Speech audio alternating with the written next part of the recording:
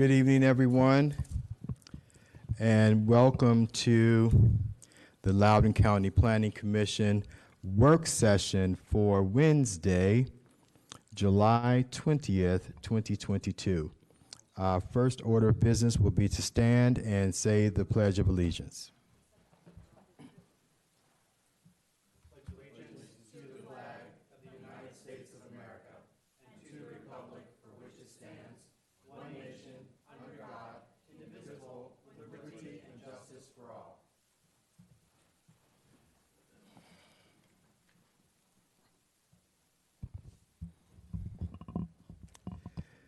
Do I hear a motion to accept and approve the minutes from the work session held on July 14th, 2022? We don't have minutes for that? Okay. No documents. Okay. No problem. Let's move on to any disclosures. Commissioner Barnes. Okay, Commissioner Vance. Commissioner Miller. Commissioner Frank. Yes, I have one. On July 19th, I had a Zoom call with Emma Royce, Justin Taylor, Amanda Williams, and Matt Murrell about regarding the Marie's Road application that will be before us next week. Thank you. Commissioner Merrithew. None, Mr. Chairman. Okay. Commissioner Kirshner. Thank you, Mr. Chair. On Friday, July 15th, I had a virtual meeting with Emma Royce, Amanda Williams, Mr. Nelson, and Mr. Taylor from the applicant team for the EdgeCore application for the data center on Marie's Road. Okay. Vice Chair Solomon. Yes, thank you. On Monday, July 18th, I had a conversation with Amanda Williams as a follow-up to my discussions on Marie's Road data center. On Wednesday, July 20th, I had a meeting with Michael Romeo from regarding several applications in the county. And that concludes my disclosures. I have no disclosures at this time. And so without additional delay, we will move to our very first and only work session item for this evening, Ravana. And we have Jackie Marsh as our project manager. Jackie, would you like to take the floor at this time? I sure would. Thank you. Good evening, Planning Commission. This evening, what we will do tonight is we will discuss the topics that we did not discuss at last month's work session for the Ravana application. I'm not going to go into the details of the application proposal. I know that the Commission is very familiar with this application by now. So what I will give some updates to the Commission this evening, and then what we would like to do is open it up for questions on anything that the Commission hasn't had a chance to ask yet, or if they want to discuss anything further, that's what we can do tonight. So we can start with sort of giving the Commission an update on the transportation issues. We don't have many outstanding transportation issues left. The referral from DTCI, the last round, only identified a couple of things. We think that the applicant will work with us to address those comments. Something that we requested the applicant take a look at and consider was the proffer for the Transportation Consortium, and that had to do with the dedication of monies for the ultimate build-out of either Shaw Road or Davis Drive in the area. After staff reviewed the proffer, after the proffer management review, they had some suggestions on reformatting the proffer so it would be a contribution to the county instead of the applicant and the county working together to establish this road club, if you will. In the applicant's proffers, there were some things that they could just not bind other applicants to do. So we reviewed it and we felt that it was easier from an enforceability issue to create just a contribution. So we have talked with the applicant about that. We think that we can move forward with a transportation contribution instead of a transportation consortium. Bear with me 1 minute. Okay. As it relates to parking, I touched upon this last month, but we would no longer consider the parking an outstanding issue. The applicant has committed to minimums for both residential and non-residential uses. The non-residential uses the applicant is proposing mirrors what staff has in the zoning ordinance rewrite as of right now. So they are following guidance that staff has put out there as a part of the zoning ordinance for parking ratios. So we think that that issue has been addressed. Something that we will probably have a firmer recommendation on when we do come time for a final recommendation is the specs request for temporary parking. The applicant is requesting this for the town center district specifically, and they have suggested that they would be open to some term limits of this temporary parking. Internally, we discussed that perhaps 15 years would be a good time limit. We realize that these developments, they'll take a while to develop out. If an applicant has to request for temporary parking in the interim as everything is building out, we can support that. We think that 15 years would be a reasonable time. If the applicant would want to request an extension of that at the time that the specs would expire, they could do that as well. I also showed this table last month as well. Staff has made some additional recommendations as far as phasing. We have requested that the applicant increase the amount of non-residential phasing in association with the first phase. And the reason that we are asking for that is the applicant is asking for a zoning modification to allow for up to 65% of the development to be residential. That is a zoning modification of the PDTC zoning district. So that means that at any given time, no more than 65% of the development could be residential. That is a zoning ordinance requirement. We can support the applicant modifying this request, but we do think that in order to do that, they should amend their phasing so that they are having a more appropriate balance of residential and non-residential, and we can certainly answer questions about that. This PowerPoint is very slow.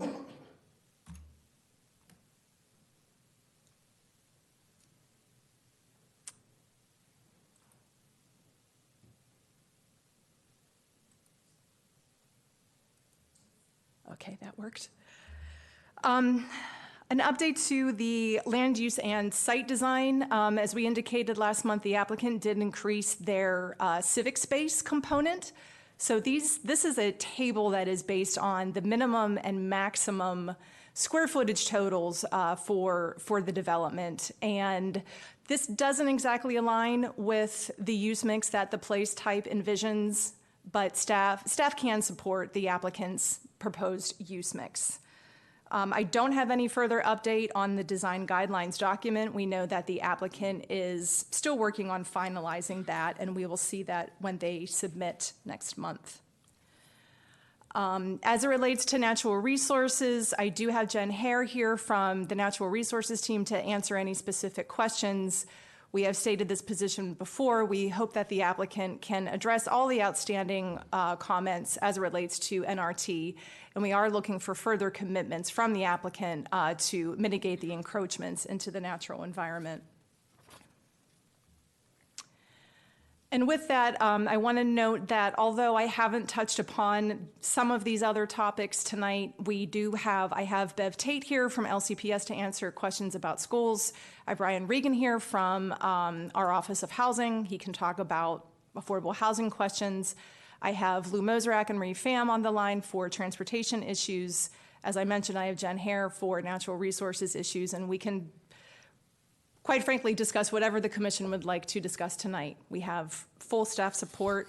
As far as next steps, the applicant has indicated that they will provide an additional submission for staff to review. I don't think it would take us another 3 months to review that submission. We would need some time to review any proffer changes that the applicant made.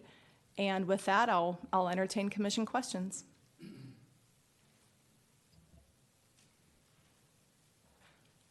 Commissioner Miller.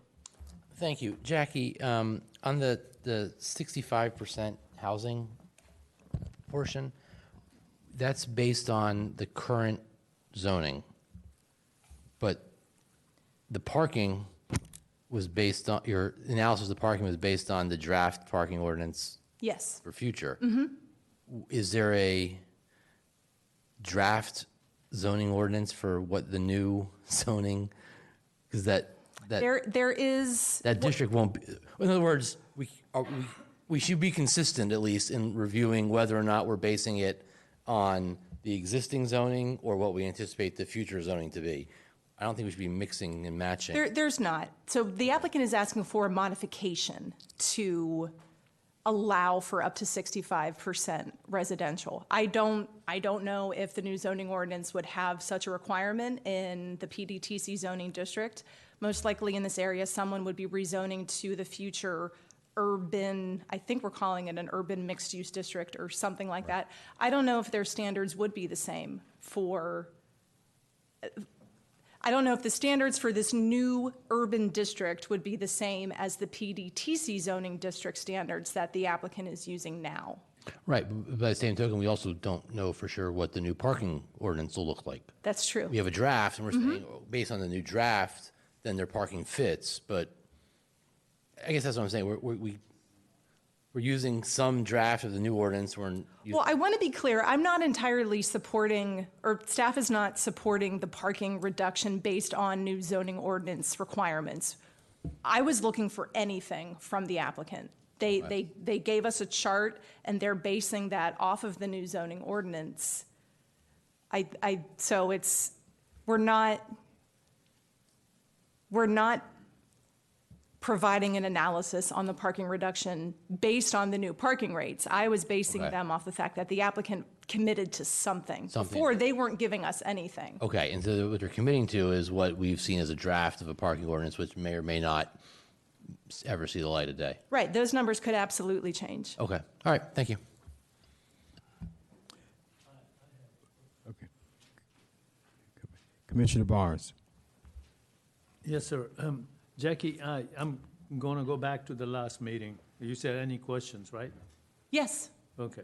So what I was saying, I start thinking about that we have voted so they can have money for the Boulder Park.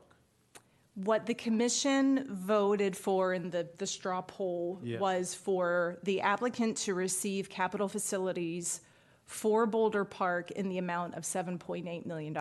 That's right.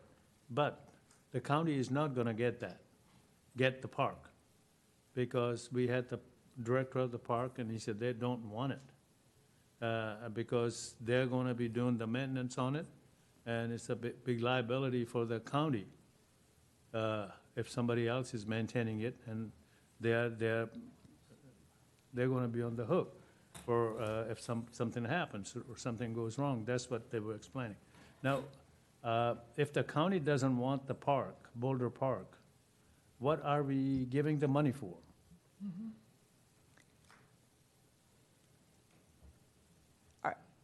It was the direction of the planning commission to honor the applicant's request to receive this credit. Yeah, I know, that we are giving the credit for the Boulder Park that the county will get. The county will be given the Boulder Park. We do not have to accept Boulder, we don't have to accept that park. Oh, so we are just giving them the money just for the hell of it? Not getting anything for it?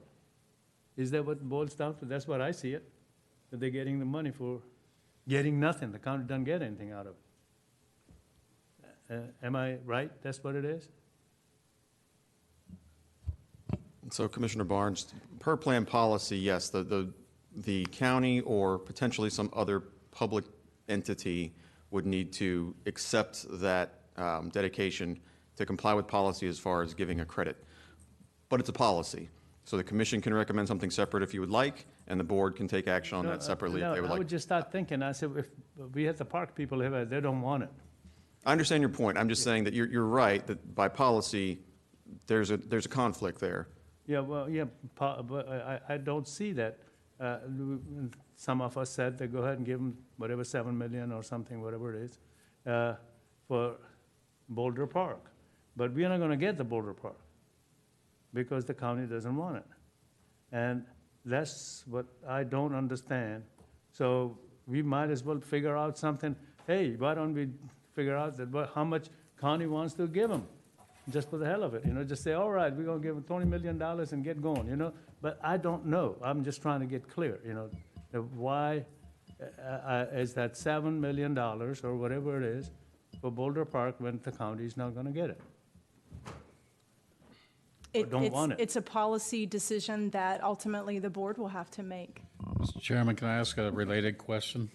Yes. I recall a discussion with Mr. Novak.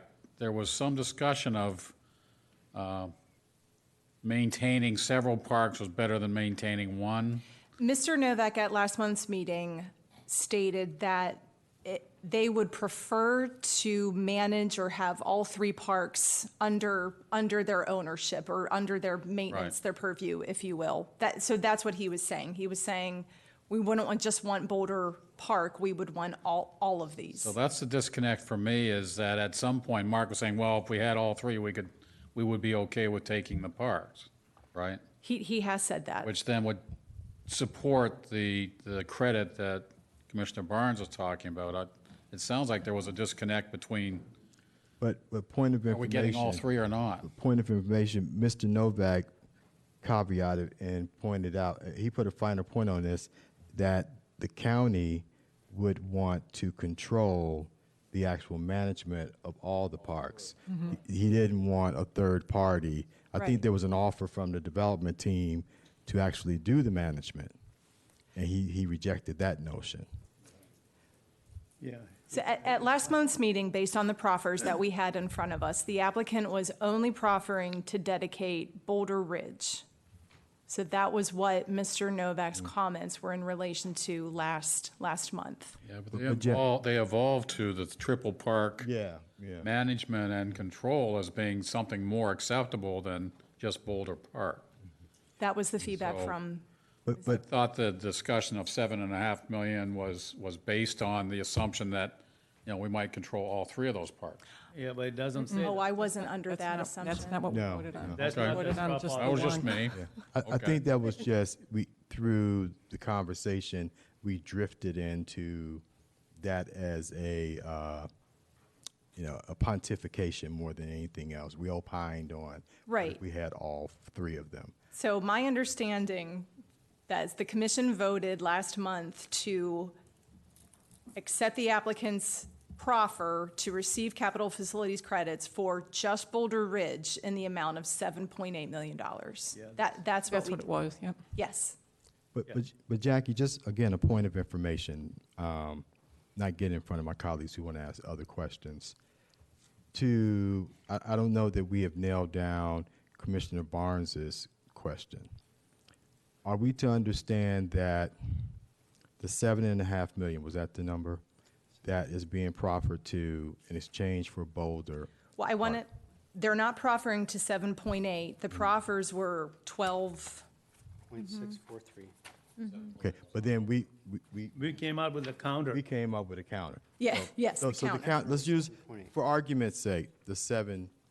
0.8. I understand what you're saying. Their offer was 12 something. So if we used our counter as the basis of this discussion, the 7.8, if that were the number that we all landed on, I think the question is, if the county, and we were giving them credits for that, at that number, right?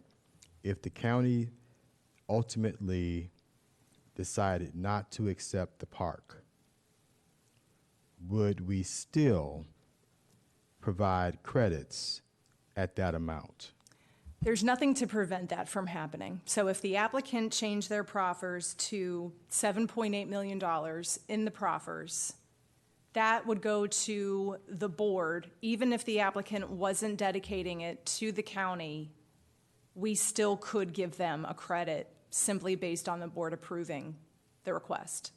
Okay. At some later time, could something else, or at that time, if the Parks Department made the decision that for whatever reason, they didn't want to take Boulder Park into their inventory, could some other asset or, I'll just use the term asset very broadly, doesn't have to be a park or a piece of land, some other asset that the county could make use of, could that be then introduced as something we would take in exchange for the credits?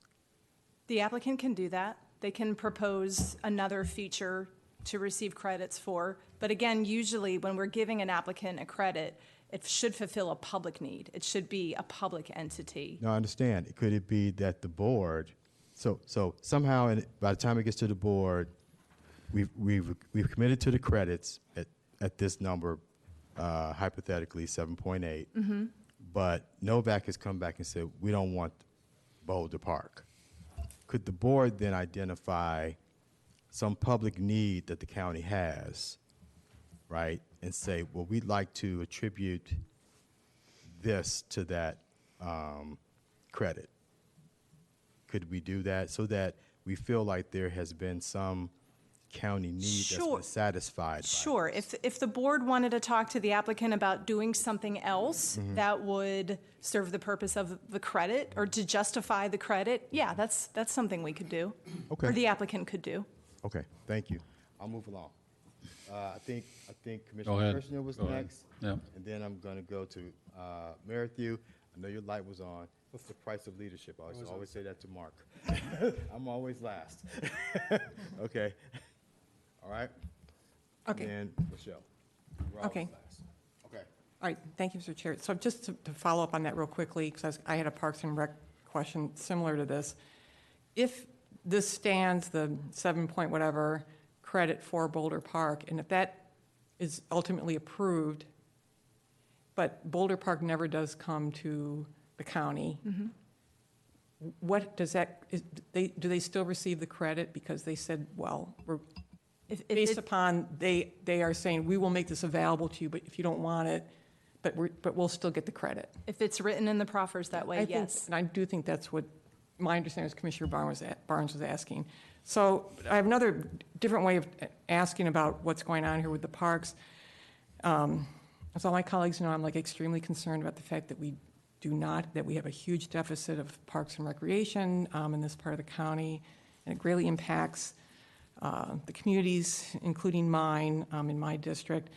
So I'm wondering, all of this park space that's being provided, that they're talking about, that they're providing, we in the past have done some things where the parks and recreation amenities that are being provided are opened up to the broader community. They're not just being restricted to the residents of that particular development.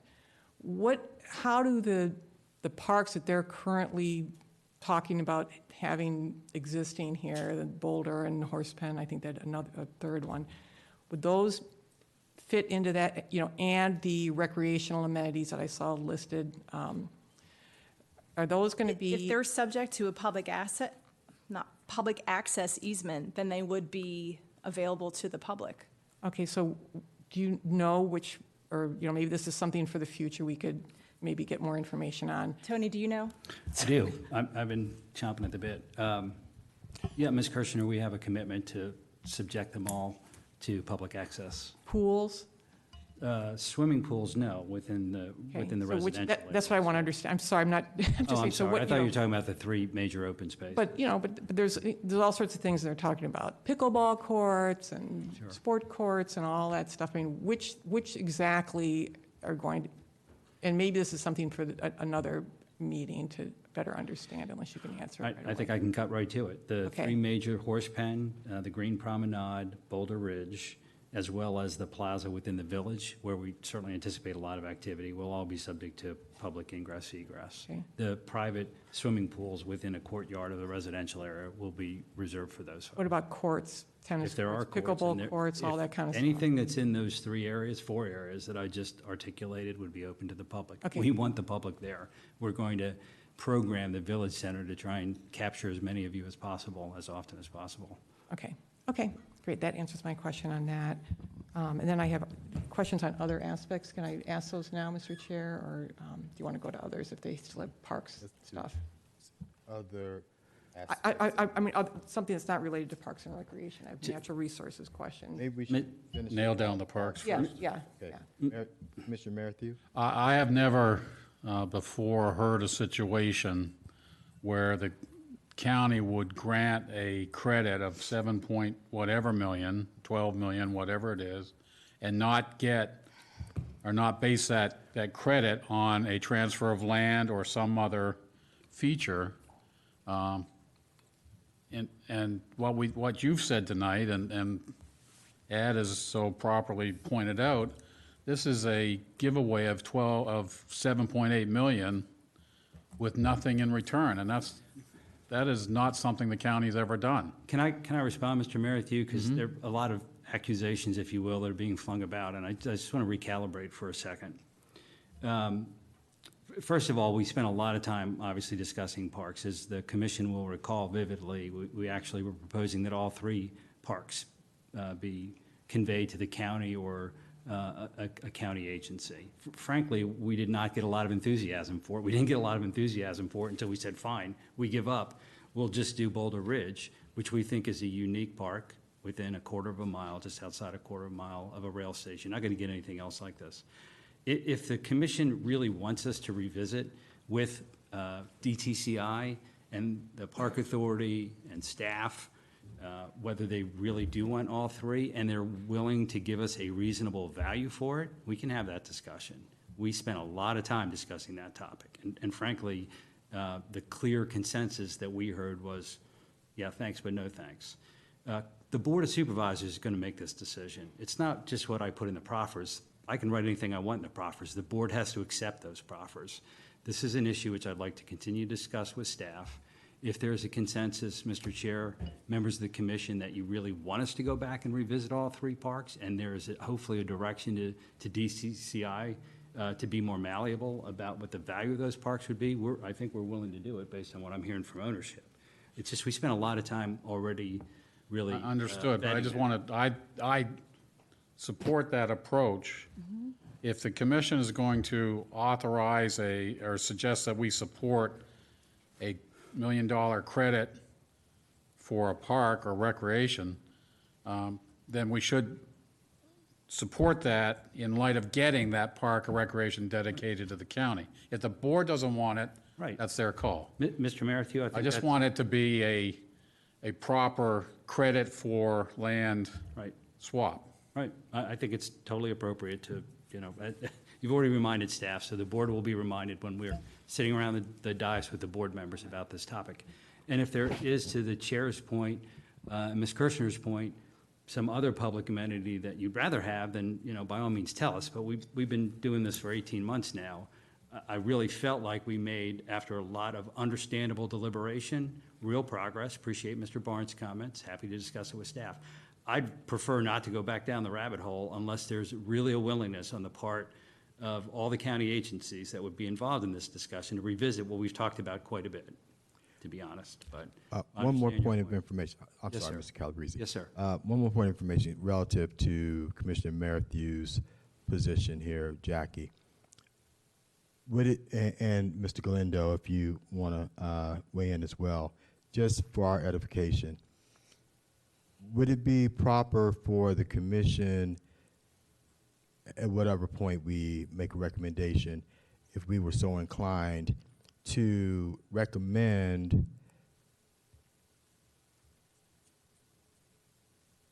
an arrangement, to recommend that we were to accept the proffer and that we want it along with the park, and that we're recommending to the board that we want them to have the credit and we want the park.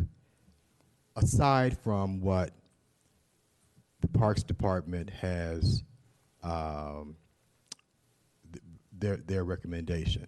In other words, we're recommending to the board to make a policy decision and not, you understand what I'm saying? So Yes. that it doesn't need to be the Parks Department to make this decision. We can frame a motion that would capture that, yes. Okay. Got it. I'm not making a motion, I'm just want to make sure everybody's clear about what we can and cannot do. Okay, now, it is Mr. your Chair? turn and then your turn. Mr. Chair, can I add on one small thing to that? Yes, sir. So part of the reason, we weren't necessarily prepared to revisit things from last meeting for this meeting, but this kind of issue would be something that we would clean up and present the next time we bring all this back as a clean package, to let you know where things comply with policy and where they may not, and then y'all can, the commission can make that decision. Okay, that makes sense. That was part of my clarifying question, for my sake and everyone else's, I guess, was, again, we also haven't seen the applicant's response to what we told them last time.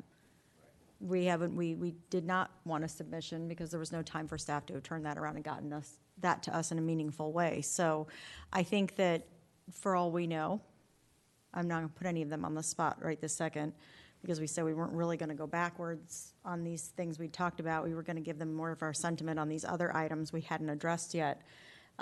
They could have something, and they could be working, because I know they've been talking to transportation, and they've been talking to folks. So what that looks like, we get that, I guess, at the next point of action, and we get to weigh in on that and beat them up if we want a little bit. I guess, Jackie, are we going to do this kind of the way we did the last meeting, where we can kind of go through the subject areas you gave the overview of, and we can sort of structure our questions that way? Because I don't want to be jumping all over right now if I'm disrupting the process. We can So just so certainly. we're clear, I asked Jackie to start us off, Yeah, and I think that was the first thing on her list, okay. right? So she raised that first issue. So I think she is going to go one by one. Is that correct? I guess I suppose I thought She did. I wasn't going to go back through everything that I talked about during my update, but if the commission did want to ask questions about any of those things, and then we also have these topics on the slide that we can talk about. But if we want to go one by one, we can start with transportation. Okay, so maybe, how long is your update? I gave my update already. So you're done with the update? Yes. Okay. All right. So now you do want to go to your list.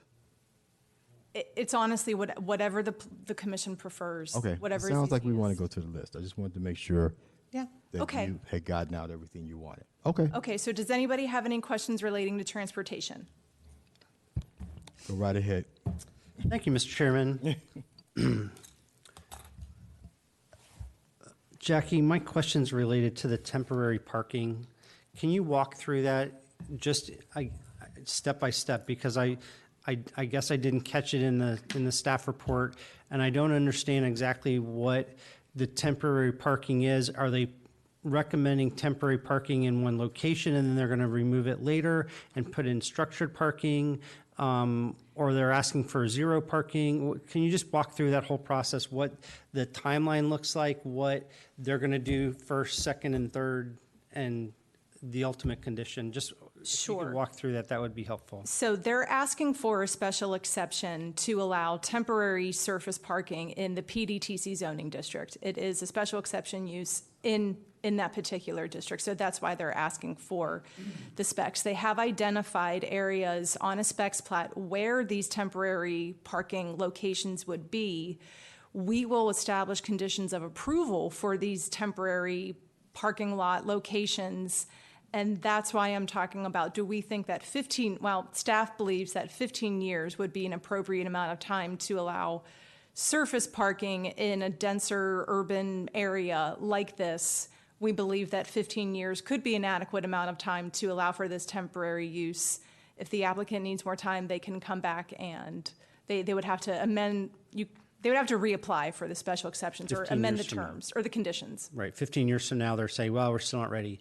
The conditions would be, just some examples, you must have curbs, you must put it in the spot, you must have X number of parking spaces to meet your parking requirements. Are those the types of conditions in general? We would be looking at things like that, yes, where they would be in relationship to the uses that they would be serving, and also, again, the time, like how long would they be allowed to, how long would they stay as just parking lots? And so akin to Reston Town Center, where they had surface parking and then they got rid of it, would the conditions say, once you're ready to get rid of these, you must remove the parking, have your structured parking, which is a requirement of PDTRC, and then develop that parking lot rather than tear it apart and it can be open field? Is the condition going to be it must be developed from parking into something else, or just get rid of the parking and have structured parking? It would where you're probably supposed be to replace the temporary parking with structured parking, either underground or in a structure. Yes, but the land where we say this is where the temporary surface parking is going to be, are we saying within 15 years you got to put structured parking over here, and here we don't care what you do with it? Or are we going to say where the temporary is, that must also be developed within That- 15 years? Yes, Okay. yes, it must So it's not also- going to be a grass field, they tear up the asphalt and it's grass for another 15 years? Correct. It's going to be developed product of something, houses, buildings, retail, office, whatever. Yes, yes. Okay. I don't have an answer for that. Sorry, Tony. That wasn't me, for the record. Yeah. That's all I had for now. Thank you. Okay, Commissioner Frank. My related question on the 15-year parking, I mean, I think of, two examples come to mind, Reston Town Center, obviously, which took, I would guess, more than 20 years to build out to where it did. But One Loudon is probably the closest thing I can think of that we have here, and I would think that is on track to be under 15 years, based on the plan we just approved here in the commission last week to develop some of their space into residential. So, if you're looking for feedback on the 15 years, it seems like a decent starting point. It can be extended if they need it to. But, I mean, are there any other instances around here something that we've seen that kind of development that we can draw from? I'm also only thinking of One Loudon. Yeah. Yes. Okay. But I can remind the commission that this is a specs request that the county can place conditions on. So if the county wants additional, or if the commission wants additional conditions on this specs request, please work with me and we can make sure that those conditions are a part of the record. And then my only other parking question was, I know it's a little taboo for some of us. We're talking about a zoning ordinance that isn't fully ripened yet.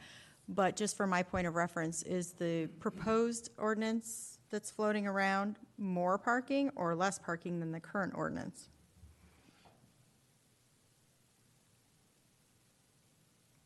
I honestly don't know. I'll have to look into that. It's a different place type. Yeah. It may not truly exist today, and is that accurate? I think the overall, I don't know. I haven't done an analysis of all of the parking. Okay. Dan, do you happen to know that as the resident expert?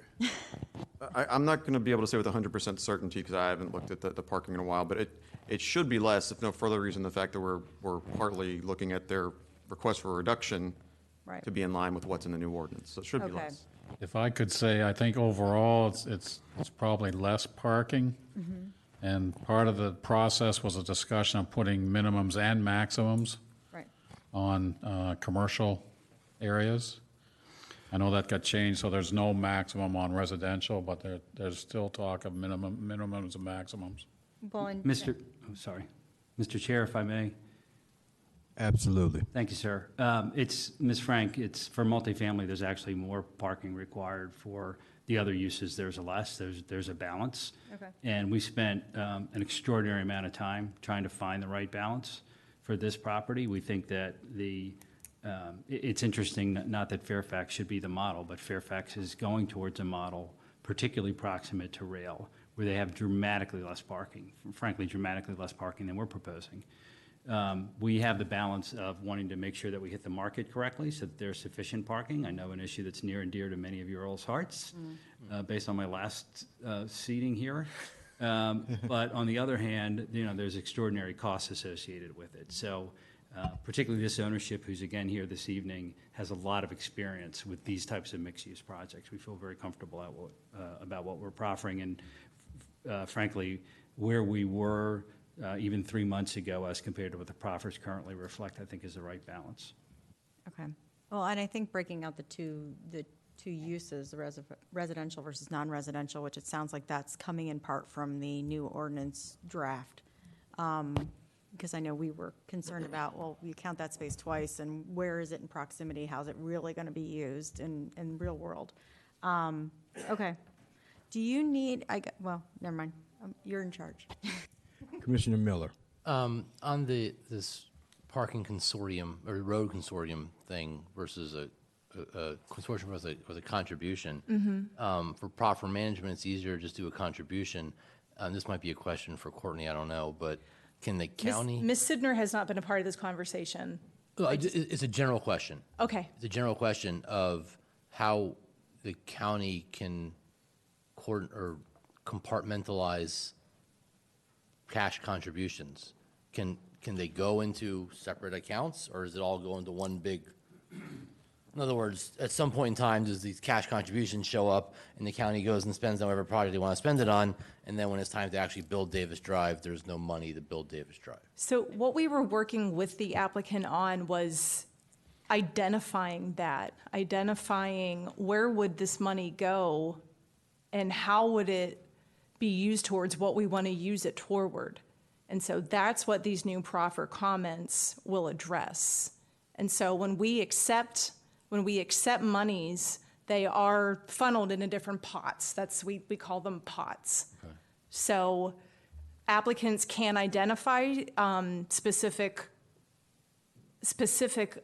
pots, if they will, that they can contribute that money to, but we felt it was easier to just have the applicant contribute the money to us instead of the applicant and staff working together to come up with this road club for this money for Shaw Road. So the contribution will just go towards a yes pot, an account at Bank of America for $17 million, and when we have our $83 million, we'll go and build Davis Drive. Like when we get the Tiger Grant for North Star, and it goes sets aside for that. That's what we do that. Yes. Okay, so then having a consortium is easier then to just everybody along Shaw Road go and give their money, and then we go one day build it. We have a senior, like a taxing district almost. We had a senior level employee compared this to other sort of road clubs, and she just expressed it was a nightmare for staff. So it's really just an easier way for the county to receive monies for this connection. Okay, thank you.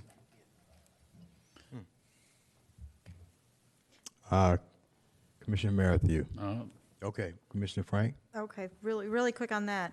Is the applicant got to the point where they have had a chance to ponder a contribution versus consortium, and how do you feel about that? We'll follow staff's direction, Ms. Frank. I think we have already spoken to the other major players in our quadrant, whether that's under the mantle of a consortium or not. There's an application that is going to be filed here shortly that's proximate to this one that is going to help accelerate Shaw Road at the northern portion, which I think is terrific. I think that, as Mr. Moserak, Murray, and others have pointed out, I think Shaw Road is going to become increasingly important. We don't need it in the shorter term. Ultimately we do. So by hook or by crook, by pot or by consortium, we intend to collaborate as we are with DTCI and frankly with the other owners. It behooves all of us and the county, this quadrant, this tremendously fruitful quadrant, as Mr. Reiser, I think, was back there, has said repeatedly. So we're excited to be part of it. Okay, great, thank you. Mr. Merrithew. Just a quick question on the temporary parking. That'll be fully amenitized, EV stations and charging stations. I mean, it'll be a fully designed parking space for 15 years, a parking lot for 15 years? The applicant hasn't gone into detail like that. They've just identified locations where this temporary parking would be, the surface parking. Well, I'll ask the applicant, is it going to be an amenitized parking lot fully? Well, I think it depends on your definition of amenitized. I do think that having a certain number of EV stations is appropriate and makes good sense, Mr. Merrithew. What I might suggest is if you have any other ideas, please feed them to Ms. Marsh, as I know you can and will, and we'll be happy to chat with you about it. I mean, we have to, again, strike the right balance. These are going to be temporary lots. to Mr. Salmon's point, the goal is to have them there as long as necessary to ultimately achieve, frankly, a critical mass. And the sooner we can replace that with a beautiful office building or the hotel or a residential building, the happier we'll all be.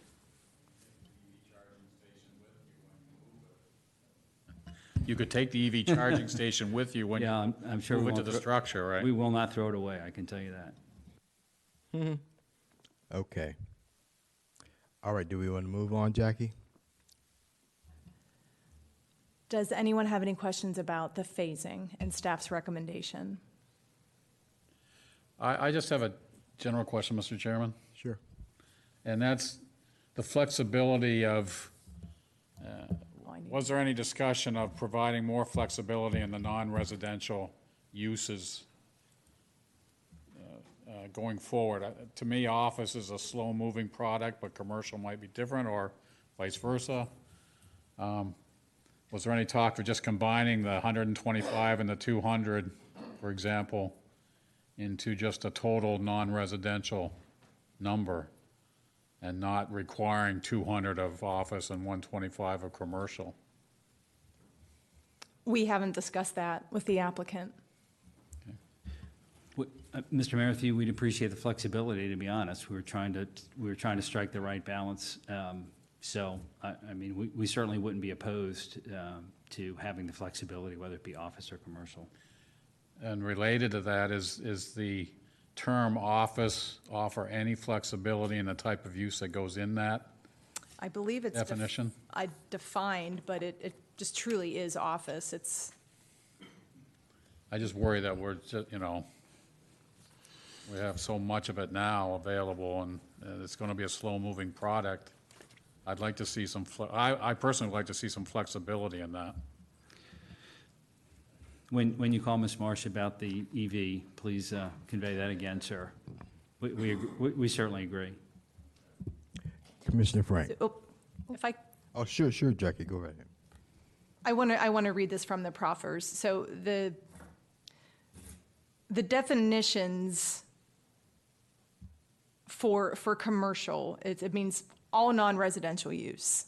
So even though office is not commercial, no, I'm saying that wrong. Commercial encompasses office and any other thing that is non-residential. So that's how it's defined by the proffers. But the proffers further specify these specific commitments to office or commercial. I think there could be some sort of opportunity to combine those so that it would just be commercial uses. I just remember conversations about, prototype production, some sort of quasi-light industrial use fitting in office spaces, upper-level office space could be used for some sort of very limited manufacturing, stuff like that. As a That part kind of of this flexibility. application? As a part of this application? No. Oh, In okay. general. Oh. In general. So Okay. I would encourage talking about some flexibility there. Okay. Commissioner Frank. Yeah, I like the consistency of if the proffers just address it all as under a commercial umbrella, then we doing that here in our discussion of phasing. I mean, if they hustle and get themselves an amazing Class A office building and it, is hundreds of thousands of square feet, then by all means, run, take it, don't let that hold up going to the second phase to do whatever else you need to do.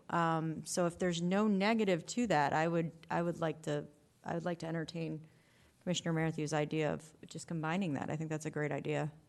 If it works for the applicant, which I think it sounds like it would, and staff doesn't see a negative and it's consistent with the other language you just read, I like that idea. Commissioner Miller. On the phasing issue, I used to be a big proponent of phasing, and now I'm pretty opposed to phasing. I used to think it was because they just wanted to build their housing and not have to worry about building any commercial, and then it could be done and gone. In the world in which we live, in a project like this, in some cases, it's the residences that are going to drive the ability to have the commercial. That's one of the reasons Loudon came in and did what they did, or trying to do what they're doing. When we talk about phasing, though, and building 325,000 square feet of commercial /office/whatever, The general notion is it just has to be built. We can't guarantee that it's going to be occupied. We can't guarantee that it's going to be actual commerce going on in those buildings. And so by phasing, what we're saying is spend a big giant chunk of money to build some buildings before you can build the rest of the units, even though we know that the possibility exists you won't actually rent them out, which is actually counterproductive to the financial success of the project to begin with. Much like the temporary parking. The reason temporary parking is there is because it makes no sense to go build a parking garage before you have the residences or the commercial uses there to build it. And just like One Loudon, I've been in One Loudon since there were no parking garages. And I used to park in the surface lots close, and then the surface lot went away, and Barnes & Noble came in. And the next surface lot, I moved closer to my office, and then a Great Gatherings came in. And eventually, I'm just in a big parking garage now, and there are no more surface lots. And that's how it's supposed to be. So for the temporary parking, much like the phasing, I would certainly support any flexibility in phasing we want to give to the applicant. In fact, I would go so far as to say we shouldn't phase it at all and let them build what they know they can build when they can build it, that it makes financial sense not just for them, but for the county. Because having a big empty office building doesn't do anybody any good. So that's just my comments on phasing. Should we end up taking a straw poll or something on phasing today? I just want that for the record that we want them to build, and we don't want them to spend money building things that they aren't going to occupy. Okay, any other questions on this matter? Jackie, you want to move on? Sure. Does anyone have any questions about the land use or site design? And as I said, we are waiting for the applicant to finalize their design guidelines, and we'll have some more feedback on that next month.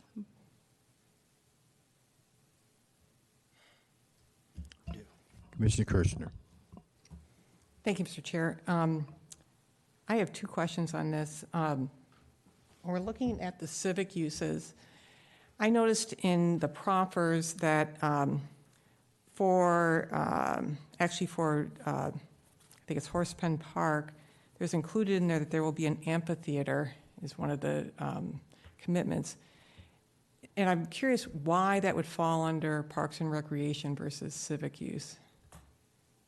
I don't think that it falls under Parks and Recreation. That's just where they're proposing the civic use. It's in a park. Okay, so what's it going to be credited as, a civic use or park? We would count, Open if they are space. identifying it as a civic component, then we would count that towards their civic requirements. So they're committing to a certain amount of civic uses. Right, They have to meet that minimum threshold. right. And those areas are in the parks. So, but is it also being counted as parks and open space and passive or active recreation? It's counted as civic space. Okay. And then relative to office, I'm always asking about co-working spaces. I think I might have brought it up last time. In a place like this, I think, having the provision of co-working spaces is like crucial, and I think it's something that is going to be growing with the way that people are living and working now. So how is the provision, well, I guess two parts to that question. How is the provision of co-working spaces being defined or credited in this land use mix, if it is at all? It's not. Okay, The applicant isn't proposing any co-working None. spaces. okay. Ms. Kirscher, I just want to make sure, how do you define co-working? It's like a WeWork, right? Okay, Like where that's- people, I mean, where people can go. Okay. A lot of times it's in close proximity to where people live, and Sure. usually in a densely populated area. Sure. We've had, I think WeWork's probably a good tenant of ours in other projects. WeWork, as I understand it, would typically be in an office building. It'd be proximate to residential unless you're defining it in a different way. We actually have some really, I think, attractive places within the village center. For example, we have potentially 2-, 3-, 4-story office buildings above retail in the village center that might be absolutely perfect for what you just described. I think they would count as office in all the ways that are reflected on the graphic over your shoulder. I don't know if that answers your question, but having the ability and the flexibility to accommodate this post-COVID world and having people be proximate to where a WeWork facility is really important from our perspective. I think that that's counted as office space under the ordinance. I guess that was my question, because I mean, I know we've talked about with other applications, one that we just had recently. And we talked about a co-working space that was actually, I believe, was a part of a residential, multifamily residential You're thinking of some development. residential projects we've had that in their clubhouses. In their clubhouse. They're offering co-working space. That's what we've seen. And then there was the place, Innovation, right, where they specifically designated X number of square feet were going to be for co-working space, and I thought it was part of the residential, but maybe I was wrong. It was it was within their residential for their residents. Right, This is a different thing. yeah. This is, I know it's the a co-working we're talking about here is a market-based, it's like saying we have 4 restaurants, but 2 of them have to be Italian and 1 of them has to be Chinese. The market will determine. I understand that. uses, I understand, but I guess my question is that just saying that there is the opportunity, I mean, 30 years ago, there were shared office spaces that you could rent an office, you could go to the building and you could rent I mean, I used one, not 40 years ago, 20 years ago. But anyway, not the same thing as today's co-working spaces where it's very close proximity, where people can walk to it and it's maybe a part, there's like a little, coffee shop or something. So that's sort of what I'm asking about. So amenity space in a residential building. If I just may, I've been admonished not to go through my numerous slides, so I won't. But we did quickly review when last we were here some, I think, intriguing changes and improvements to the village center, which are absolutely comport with what you're describing. It would be very proximate to the residential. It's certainly possible within the residential buildings we'll have those type of amenities as well. We're very market-driven. And again, not to continue to pander to them, but this ownership deals in those types of trends in their mixed-use projects all the time. So the concept that you describe, we're all over it, and we have lots of places where I think hopefully you will come and we work. Okay, those are my questions on site land use. Thank you. Okay. I'll break my rule. Vice Chair Salmon. Been Thank so you. patient. Yeah, so first of all, my opinion on the co-working spaces is that's probably one of the first users of your office building anyway. So the market's going to drive that. If the market thinks people are going to want co-working spaces near a metro line, near other office spaces in residential areas, then they'll probably build it or they'll probably rent it. My questions are related to your minimum sizes on your units. The average minimum sizes include a minimum average size of 850 square feet up to 1150, but that's based on the total number of units, including the 218 unmet housing need units. Is that correct, Jackie? That includes all units. So what that means is they're going to make the unmet housing need units smaller, and that means that they can make the market rate units much, much larger. And if the Planning Commission were so inclined, we could ask them to calculate those minimums and maximums based only on market rate units, which would probably give us smaller market rate units, which would then make them automatically more affordable over a longer period of time rather than the unmet housing need units, which is great that they're providing unmet housing need units, but they're going to time out, they're going to be used up. If you build all of your units in a smaller case, it would seem to be a better need for the county that needs more affordable housing regardless of whether it meets a certain AMI threshold or not. So instead of building 7,000 square foot McMansions, we should build 1,500 square foot units, which would be more affordable than the 7,000 square foot McMansions. Is that accurate? Mr. Selman, I'm sorry. I think the question you asked me is, can the commission ask the applicant to commit to unit sizes for only market rate units? Yes. Yes, the commission can request that the applicant do that. And if we were to do that, that would trend the market rate unit sizes lower. Yes? Why? Well, based on these numbers here, it's an 850 to 1150 minimum, maximum average unit size. And if you calculate that without the unmet housing need units, the assumption is the unmet housing need units would be on the lower end of that, which would skew all those numbers down, meaning the market rate units could be larger.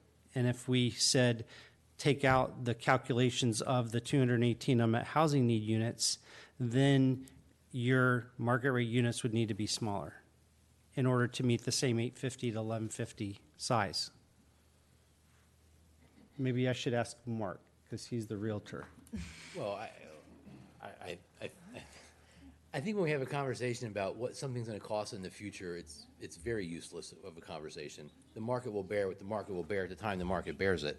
And frankly, the difference between an 850 square foot apartment and a 950 square foot apartment is in actual usability is not that great. Correct. So the cost is going to be what the market will bear at the time that the market bears it. We have these conversations all the time about, well, hey, Mr. Developer, you're going to sell these condos for how much money 3 years from now? And they give us an answer, and it is of no But consequence. that's not, the question here is it's automatically going to be cheaper to build an 1,100 square foot unit than it is a 1,500 square foot unit. Not necessarily. Yeah. Commissioner Not in a Solomon, vertical building. I think based on the assumptions you're building in, is it likely? Yes, but there's assumptions there, so. There are assumptions, If yes. the affordable units were the same size as all the other units, then it wouldn't doesn't make a matter. difference. Correct. Okay, that answers my question. Thank you.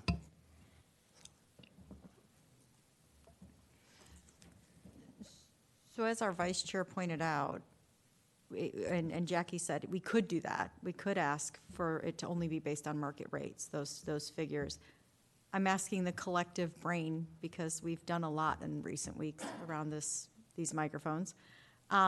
I believe we just did that, didn't we, in one of the recent applications? As Dan's nodding and Courtney, I think we just asked one of our residential applications in the last 6 weeks. Hyde Park. Hyde Park did that. Yes. Last week. Okay. Yes. Yeah. So I mean, we can and we have. Would be the answer. So.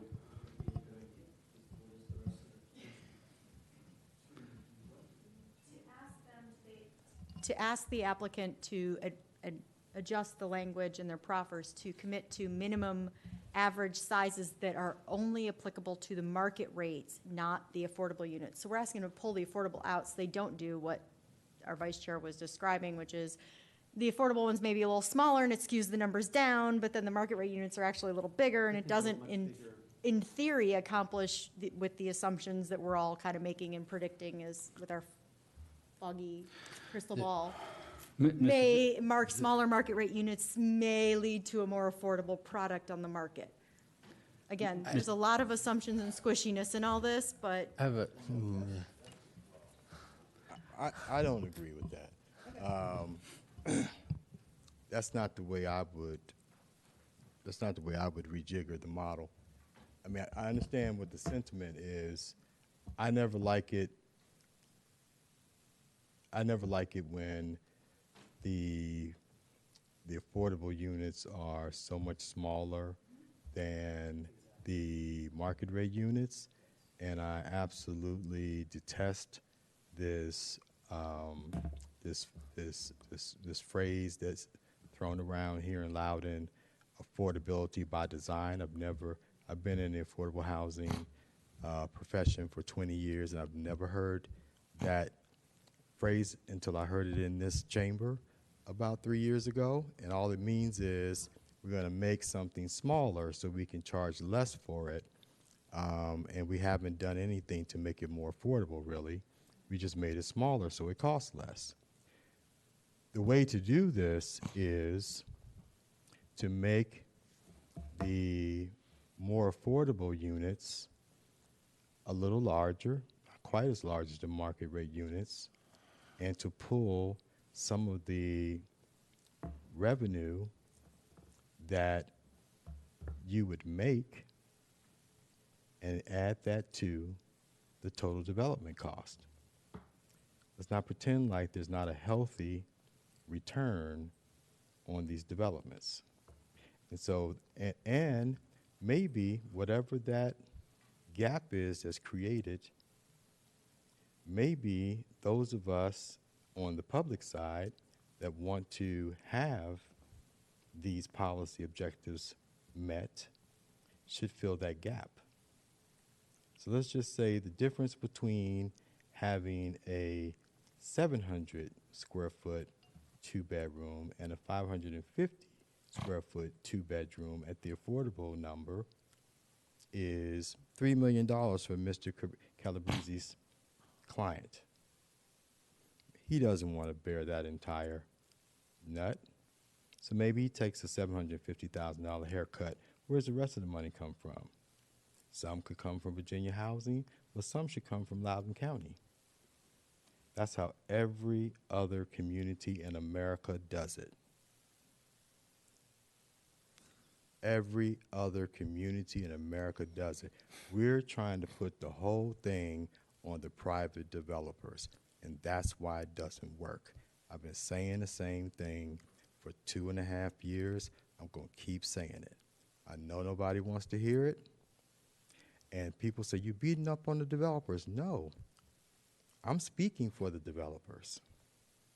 I'm talking to the government. I'm speaking truth to power. Until we start putting money on the table, there won't be any real progress made in the affordable housing space, because we're trying to be the only ones to do it without putting any money into deals, and that's not going to happen. All we're doing is talking. Mr. Chairman, I'd like to request a straw vote on how to handle that topic of discussion. No, I don't think we need a straw vote. Let's just go, and at some point we'll have a motion, and we'll vote on it. Okay, so Jackie, let's keep going.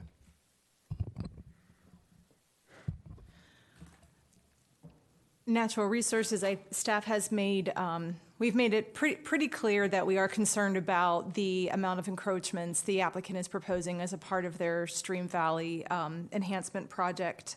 And I do have Jen Hare here from Natural Resources. Like I said, I might just ask her to come to the table right now, but if anyone has any questions about NRT. Jackie, I just got to say this. That would be a good use for the $7.8 million.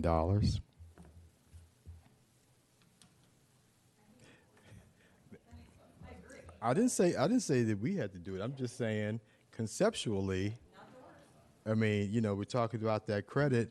See, that's innovative. So you're suggesting the applicant receive a credit for? No, I'm talking about the credit we talked about 45 minutes ago. The parks. I'm talking globally, like if this is just me conjecture. He's talking about Not spending on about this. affordable housing. We're not talking black and white, but I'm just, you know, I'm kind of like, I'm silly sometimes, but I'm not being silly. But we talked about the 7.8, what if Novak doesn't want the parks? Couldn't we use it for something else? What I'm saying is in a innovative way, when we have these situations, that would be a way to close the gap on the affordable housing part of this project. Okay. You follow what I'm saying? We just talked about a potential I do. fictitious $3 million gap. $7.8 million would go a long way toward closing a funding gap that would be created if they did this the old-fashioned way by playing with the economics of the pro forma as opposed to playing with the size of the units, which is just a way of trying to carve down the hard cost, the construction cost of the project. Am I speaking English? Okay, all right. I- He knows what I'm talking about, right behind. We do, and I mean, the reality, Mr. Chair, as you well know, having now had a tremendous amount of experience around the horseshoe, is we have these different buckets. Parks has their issues, transportation has their issues, housing has their issues, environmental has their issues. And and the private sector, you're absolutely right, is frankly much more malleable. Let's sit down and work something out. If I get more credit here, can I do something more here? It gets very difficult when we have the process that we have, and that process is designed to help protect the public and to be fair and reasonable. So, Here's the problem. yes, sir. I've been doing this for 20 years until last November on behalf of cities and states. And I've been making deals work just the way I just described to you. Okay. And I've always protected the citizens. I said innovative, right? I didn't say break any laws. Right? I didn't say get the citizens in trouble, right? But there are ways to navigate government to deliver the product for the citizens. Remember, we talked about affordability for the citizens. That is always for them. They're the ones that need the affordable houses, not me. I have a house. And if I'm working for the government, my job is to work with you to figure out how to do that using all the resources I have with all the resources you have. And if there's $7.8 million laying around somewhere on the table, let's put that to use in a legal way. So all of these different pots of money, well, you can't touch that one. That doesn't make any sense. If it's just laying out there. I'm not going to just, I didn't take this job to just sit up here and just follow some rote process. I don't have to be a planning commissioner ever again. I'm going to say what I need to say. It doesn't make any sense. It doesn't. Okay, go ahead, Jackie. I'm sorry. Opening it up to the commission for questions on natural resources. Okay. I just would look like a little more background on that particular issue. Do you have some background you can give us? Jen? Sure, thank you, Commissioners. So the major outstanding issue is the fact that the river and stream corridor resource, which is the area of major floodplain, including the stream, plus the 50-foot management buffer, essentially the entire thing is being disturbed and encroached into with this particular project associated with the Horsepen Park. And the mitigation being provided is only mitigating the impacts to the 50-foot management buffer, not the entire river and stream corridor resource. So we have been recommending that additional tree canopy be provided in the development in other areas, or additional reforestation and tree conservation areas be incorporated into the development.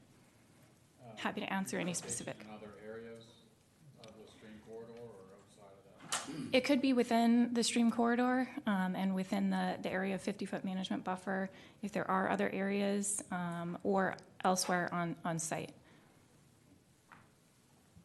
Has there been a reaction from the applicant? Sorry, has there been a reaction from the applicant on that proposal to add the reforestation? Not beyond I what was was looking at originally Tony, so I proposed. was hoping. I usually don't miss those cues. I mean, I have quite a few graphics to review, Mr. Merrithew. The short answer is that we're already proposing 175,000 square feet of reforestation. That is, as noted, the Riscar area. I have lots more information in terms of the stream restoration. The entire stream restoration area is about 8 acres. We don't have 8 acres across the totality of the property. You can't achieve the comprehensive plan recommendations for a transit-oriented, mixed-use urban development in this quadrant and apply those types of policies. They're mutually inconsistent. We do have, I think, quite a bit of pride, as I've alluded to in the past. I have several slides I'm happy to review with you. In terms of the proposal that's before the staff and the Planning Commission, I think we really appreciate Jen's efforts and all of her colleagues. We spent a lot of time, they've spent a lot of time personally We've got great feedback from DEQ. We're waiting for a final approval from DEQ. We have great testimony, if you will, from DEQ that they're very favorably disposed to the stream restoration program. And I can go through that. In terms of water quality benefits, environmental benefits, habitat benefits, this project is unique, and I think not unique in terms of what WSSI, who's here this evening, Mr. Junda and Gordon have done, because these types of stream restoration projects are really now become not only in vogue, but very desirable. They're commended by the comprehensive plan. They're certainly endorsed in the right places by folks like DEQ. Several of the commissioners, as you all well know, took a tour of really one that was particularly noteworthy in Reston. We're about a quarter of a mile. We only have about a quarter of a mile of stream restoration on our project. Just to give you some comparison, Snake Den was 11 miles. So in terms of order of magnitude of projects like this, it's certainly been done and done very successfully. So I can get into some of that detail. We feel that we have done all that we can consistent with the general plan recommendations. And again, just to the issue at hand, we have 175,000 square feet over 4 acres of reforestation proposed within Horsepen. All right, thank you. Commissioner Kirchner. Thank you, Mr. Chair, and I just want to lead off saying when you were saying, oh, why can't that credit go towards something like this innovative? I thought you were talking about natural resources. I was like, wow, yes, See, I that's agree. because Go. you have a one-track mind. That and co-working spaces. By the way, Like, how are you going to use the natural resources to build affordable housing for us? there is innovation. I'm sure Jackie and Jen can put their heads together and come up with something and that the applicant can do. So, so my question on this, and I really do not have a one-track mind on these things. I've asked many questions on many different issues, but yes, this one is very important to me. So Jen, I'm reading in here from the report that I think maybe one of the biggest concerns is that the proposed plantings and stream restoration significantly impact the existing mature riparian forest. That's kind of a biggie. And have you talked about alternatives? I appreciate the applicant giving us the numbers and 175,000 square feet of reforestation, but I think what we're talking about is like sort of like what the overarching impact is. Is that right? Sure, yeah. Thank you, Commissioner Kirchner. So while there is 175,000 square feet of reforestation proposed, it is not a contiguous riparian buffer habitat, which is what currently exists on site. Those reforestation areas and small TCAs within the RISCR are cut through with trails and park amenities and other elements like that would be considered incidental structures within the floodplain that do not necessarily translate to a one-to-one replacement of a robust riparian corridor and wildlife habitat, which is what currently exists on site.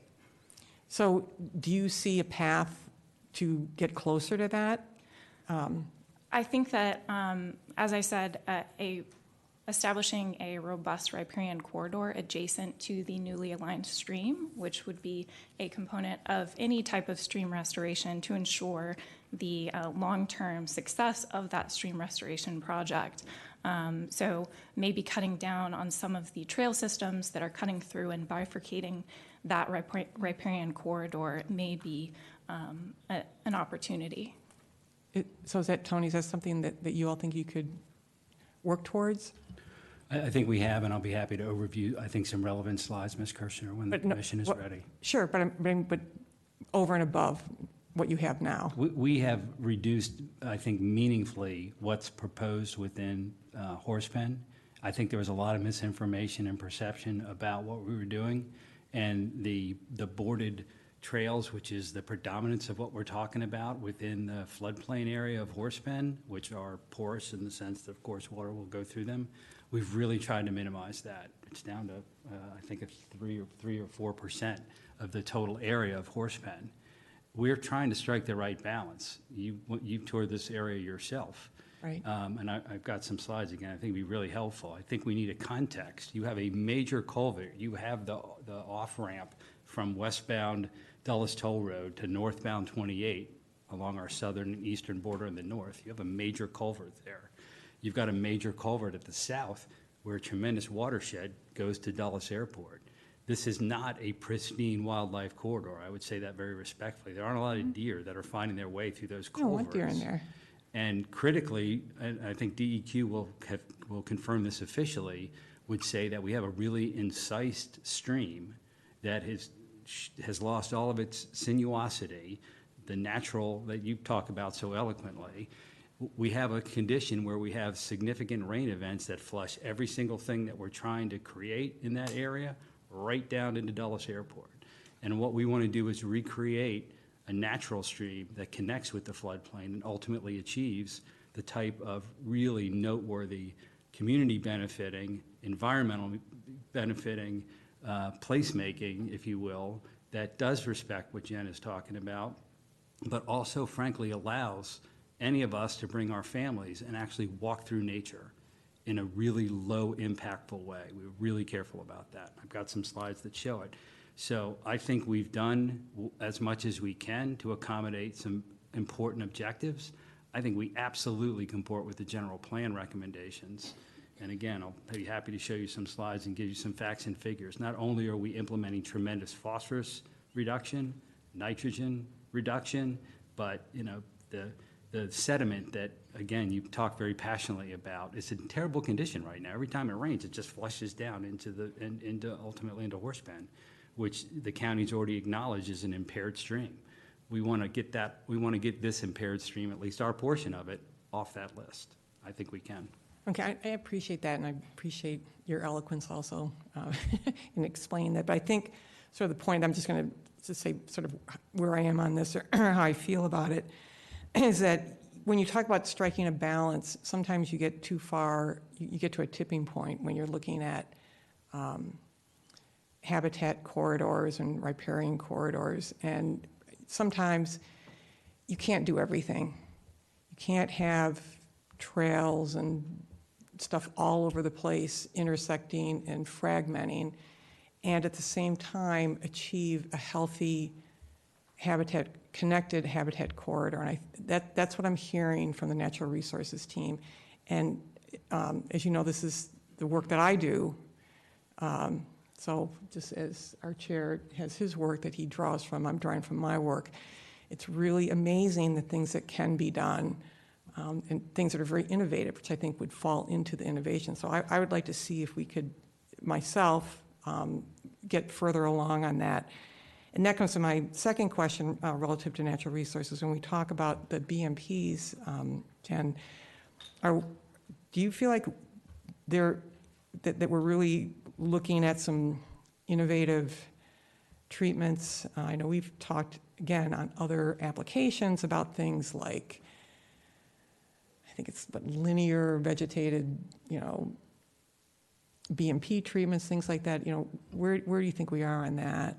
Sure. So the applicant has committed to low-impact development within the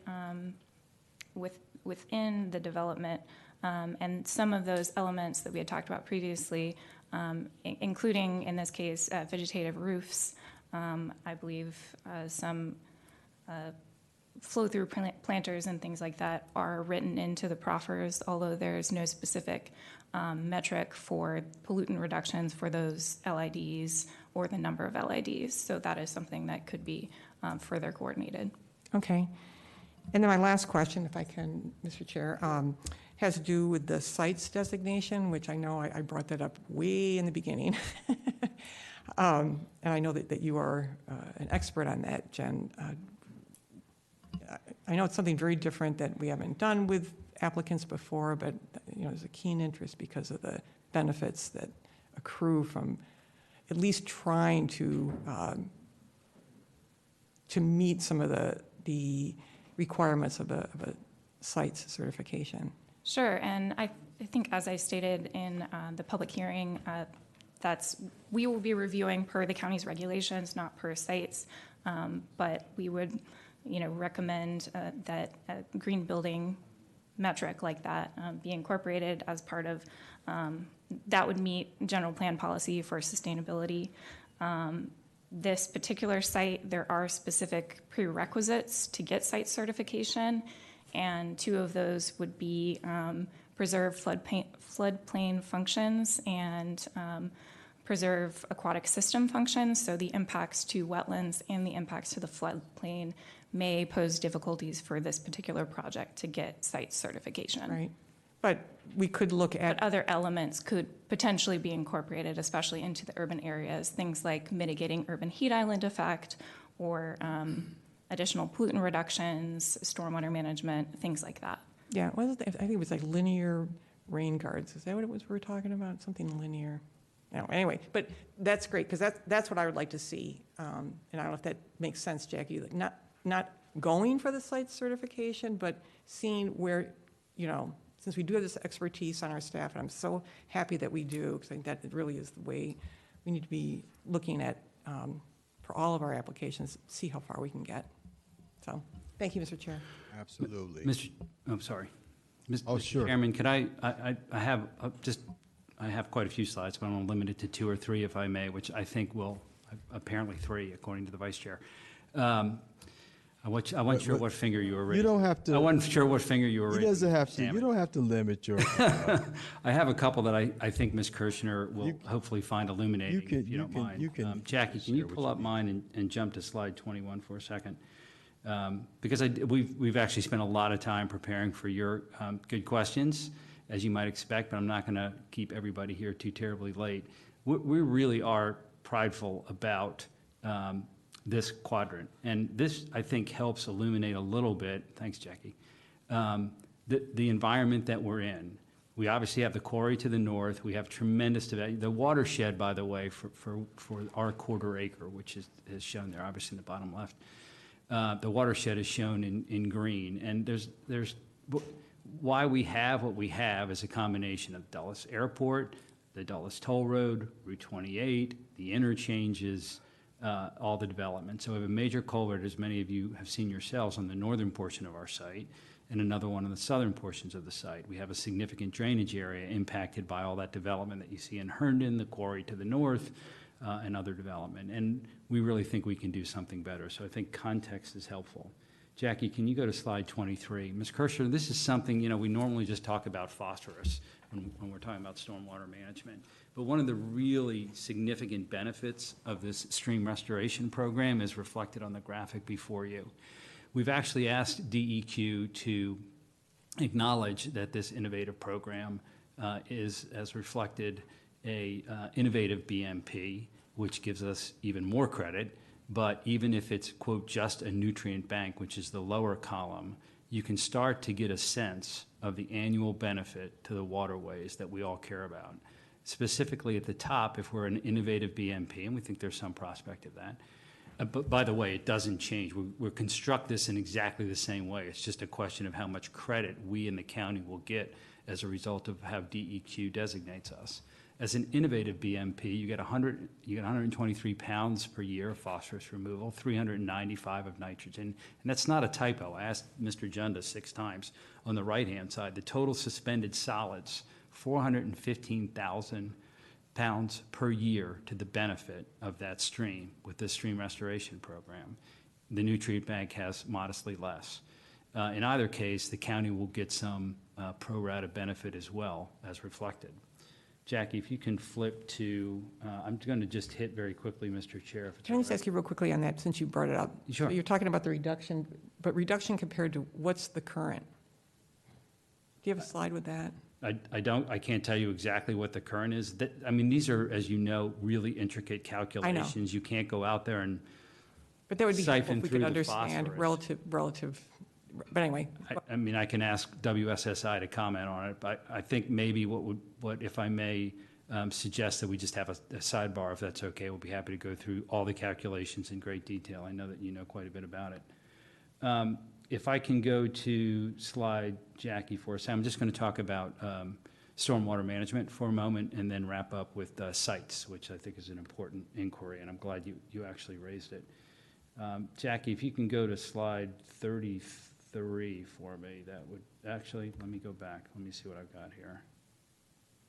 Yeah, actually, let's go to, for just a moment, because I do think this is important, and we know it's an issue. That is out of the CDP. That's a series of stormwater management facilities, lids, and other things that we're doing that will really help. Critically, if you can go to slide 31 for a second. Thank you. This is important for the whole RISC-CAR discussion. RISC-CAR, and I was involved in the predecessor, I think Ms. Kirshner was as well, Mr. Merrithew certainly was, when it was RISC-CAR instead of RISC-CAR, which I can never say correctly anyway, but a lot of that had to do, as you well know, with less developed areas of the county where you had streams, you had typically a planned residential community was the impetus for a lot of this, whether it was Broadlands or Red Cedar and many projects that we've worked on. The impetus was you had these planned communities, you had these environmentally sensitive areas, you wanted to have setbacks, and you wanted water to flow, if you will, through the RISC-CAR, be able to drain into it before it got to the stream. In this case, because of the configuration, because of trying to comport with the plan, that is to make this an urban transit-oriented development that's half a mile from our first rail stop. What's shown in blue is basically the stormwater from the west side of the project, what we call Block A, or the rest of the project to the east going towards Fairfax, is all going to be brought down, will not flow into the stream, will actually be brought down and treated with sizable underground facilities reflected there in red before it goes back into the stream. So the underpinnings of the RISC-CAR policy, respectfully, don't make a lot of sense for this property anyway. Let's go to slide 28. Thank you. I'm not going to read through all this. Let's just say we've spent a tremendous amount of time looking at the elements of stream restoration, urban infrastructure, significant phosphorus removal, that third bullet, and a number of other things reflected here. Next slide. The most beneficial thing we would respectfully submit that we can do to recreate a habitat, to protect both this water stream as well as downstream water, and to get off of that list that you don't want to be on where you have an impaired stream, as this one is designated, are all the things, the policies that are reflected here. Ms. Kirshner, we drafted many of this with you in mind. The pollinator commitments, the reforestation. We actually are we're committing to both Audubon and National Wildlife certifications. And then I'm just going to wrap up with slide, I'm going to skip almost all of them. Slide 34. So we actually did get, I appreciate the comments today. We have been harassing sites mercilessly. Everybody we wanted to talk to, I think, was on vacation. We just got some really positive feedback late this afternoon. We don't have yet a commitment to a certification. As you know, there's only one sites project in Virginia. I think there's only 50 or 60 in the whole country. So we have been stalking sites. We got some very helpful feedback to the comments just raised about what could be an impediment. And the feedback we got, I think, is going to be very much influenced by the feedback we get from the Department of Environmental Quality, who, as you know, has been on the site and I think is a proponent of this. So we're more and more optimistic that by the time we sit here again, we'll have a more firm commitment with regard to sites. And if I may, I'd like to set up a separate meeting with you. We can go through any calculations that you like. Thank you. Okay, commissioners, do you have questions for the applicant? Okay, Commissioner Barnes. Yeah, could you show us, the map you had for water circulation and cleaning and all that? Before that, was it 30, slide 30? I don't remember the number exactly. Slide 31, Jackie, please. Yeah, that one. Could you tell me where property of Fairfax is in that area? Fairfax, Mr. Barnes, is actually just off to the map. It's basically what's on the right-hand side of the map where Jackie's arrow is. It's a little bit farther, actually, to the right, but not by much. So this is all in Loudon. What are you going to do with that piece? That's a great question. We've had a number of discussions with Fairfax County officials, and quite honestly, and I'll say this openly, and maybe they're watching as well, Loudon's more important. We've had the Loudon piece longer. It's absolutely critical for our ownership to conclude the deliberations before you this evening. We have some conceptual plans for Fairfax that will integrate a lot of what we've discussed, probably higher density, which is consistent with the Fairfax County Comprehensive Plan recommendation, and the closer proximity to rail. I was just saying, I was just wondering what's going to come on that piece of property, since we are talking about this. Is it going to be compatible to this? Yes, or- sir, absolutely. Yes, sir, it will. Okay, thank you. Yes, sir. Okay. Any other questions, commissioners? Okay. Jackie, do you have anything else you want to add? Not on this subject. We are ready to move on. We can also have questions about schools. We can talk about affordable housing. Any other questions that the commission has on the application? Commissioner Miller. Bev, how are we calculating student generation? What model are you using? Because we've never done anything like this before. This ain't like figuring out how many kids are going to elementary school in Luckett's. Where are you getting your models from, and how have those models proven to be accurate enough that they make sense for you here?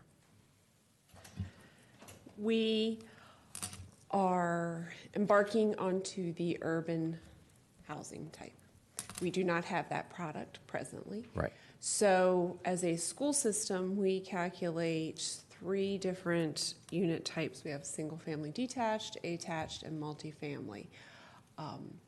We are in conversations.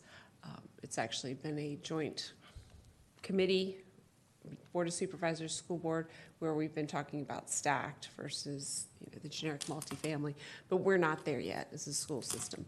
We do, however, break up our student generation factors by area of the county, and so when we responded to this referral, we based it on our Eastern Loudon student generation factors. So that's basically the Sterling Park area, the Potomac Falls, Potomac Lakes area, and so that is how we calculate it. But we acknowledged that our generation factors may change as we move into this new unit type, but until we're there, we can't with certainty say we're wrong or that we're right.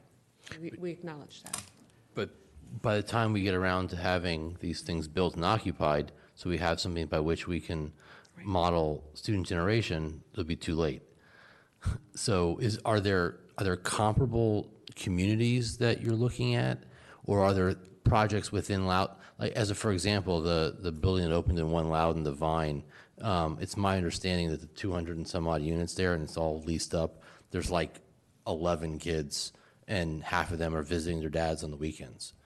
So do we take something like that to model what a more urban environment like this would be? Do we look at Fairfax? Do we look at DC? Do we look at Chicago? We can't just, because Sterling Park and Potomac Falls are 2 distinctly different products themselves. They are. And this is much different than that. So how do we what are we going to do to get a reasonable understanding of what the student generation might be before we actually commit to some proffers that end up with us needing to build Shaw Road faster because we have to put a school site on top of the quarry? Right. Well, and we do have the water side. There is the Crawford Elementary School site there. Okay. There's the other site that the gentleman to my left alluded to when we were last here with water side, that we're looking at how we could use that smaller site. We do track, we geocode, we address match our students every year based on September enrollment. The past couple of years have thrown us a curveball with COVID because we've had a lot of children that have not been here. So this fall is going to be one we're really closely watching to see how we return and to what measure. But we do track, and every year we revise our projections based on most current data that we have available. And the board, the school board and the Board of Supervisors both look at that each year as a capital project. So we're trying not to build until we know the students are coming, and we have a lot of projects in this area of the county that are multifamily that just have not started. And so we'll be monitoring, but we certainly do look at other jurisdictions, but each jurisdiction we all know is different, and Loudon is different. And so we don't want to state without some substantial data one way or the other at this point. I mean, we're equally kind of in limbo. So does that, like, for example, for Hyde Park, I guess was last week, we have a reasonable expectation of how many students that those type of houses will generate and where the population of it, where the seats are available and things of that nature, because we have, and we base our property, we base the decisions, sometimes us and the board, on how many units we'll give based on availability in schools and what the student generation will be, so that it makes it difficult for us to say, well, does it make sense to have 2,700 units here if they're going to generate 4,000 students? They're not. They're probably going to generate some small factor, in all likelihood, some small factor of the number of units that are there. But I'm in some ways concerned about that, because other than the proffered site at Waterside, which was proffered as a need for what was coming before this, Right. if we end up overloading that, we don't have a lot of places to go unless we build a school on top of one of these buildings in here. So We do have the proffered site with Silver District West. We have a proffered site with Broadlands Ashburn Metro. The school board, just back last month, they are embarking this fall on an attendance zone review that is going to run from Eastern Loudon to Central Oh, yeah. Loudon. well aware of that one. Yes, and so, and in part, that is to address capacity needs at schools, but it's also to provide some growth or some space opportunities if possible as we look long-term. It's been a while since we've done secondary boundaries. Correct. Here, so, but you are correct, but we can't utilize data that we can't substantiate to the comfort of our end level, but you make valid points. So right now, it's we're kind of just Yep. guessing that we'll find room. And if, I guess from a standpoint, I think guessing, but the school system isn't even going to make a guess, essentially, on this project. So we're kind of left to our own unscientific devices, which is somewhat We have challenging. provided you the range for the lower and the higher, so we're between 700 and 900 based on our current generation factors. And I know, again, the gentleman to my left, we've debated those finer points as to, but I believe the proffers right now sit where they're utilizing our generation factors. Okay. And if it comes out to be 700 to 900, do we think, and these are not going to be built by next summer.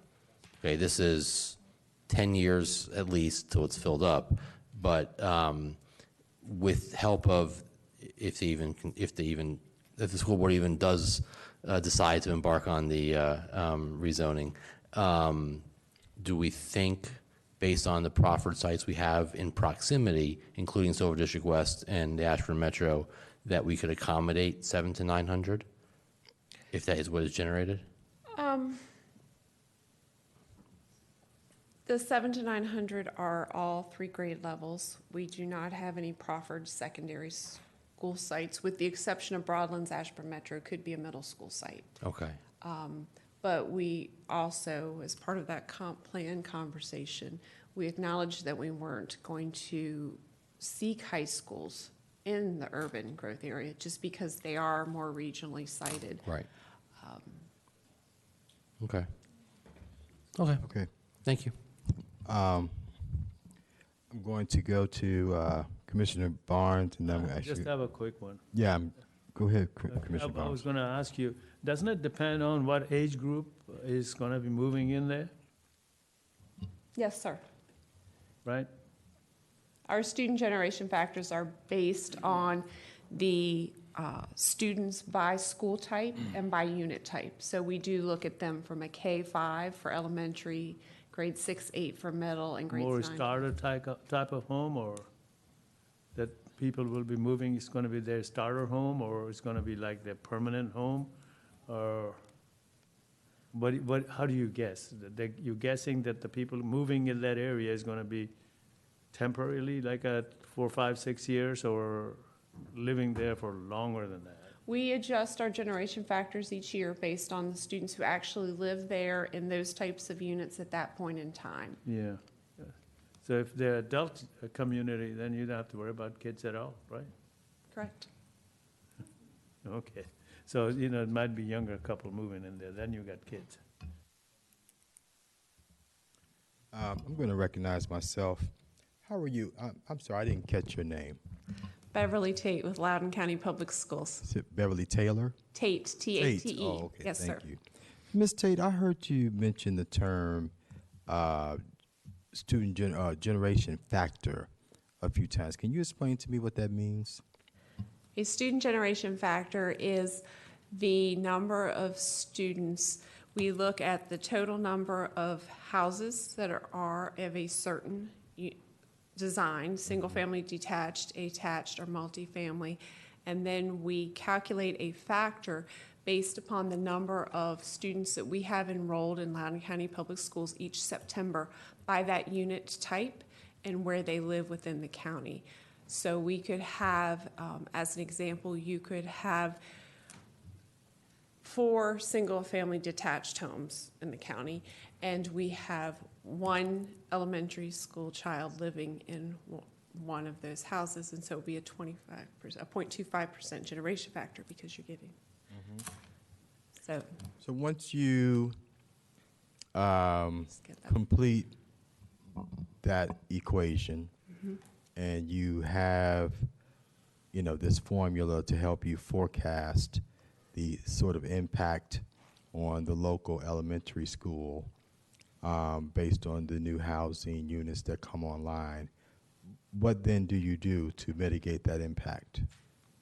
So that is a tool. The student generation factor is a tool that we use to review each referral that we receive, and so we look at it by the type of number of units, but we report that to you as the Planning Commission, the Board of Supervisors, and the school board. And so if a development is approved and it moves forward and they've gone through their record plat and they start to build, then we look at what students we are getting out of there. We project what the students will be at build out, and then the school board looks at that and we say perhaps we would move a program that's at a school to make space, or we would recommend an attendance zone change because we have a school that's adjacent to the area, not presently serving it, that maybe we would recommend to the school board that they reassign this community to another school because we know there's space available there to serve them.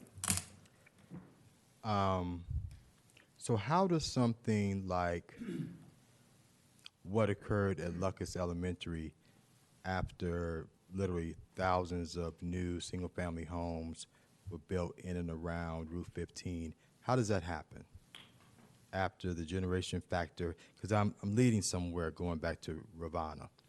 How does that happen? So I'm assuming that prior to, you know, all the subdivisions that were built up and down Route 15 and along Stumptown and Loyalty Road before they, you know, Waterford Ridge, and before all of those subdivisions were built, you did the generation factor before they were built, and there was no capital improvement of Lucas or Waterford Elementary, and they were overrun with new students.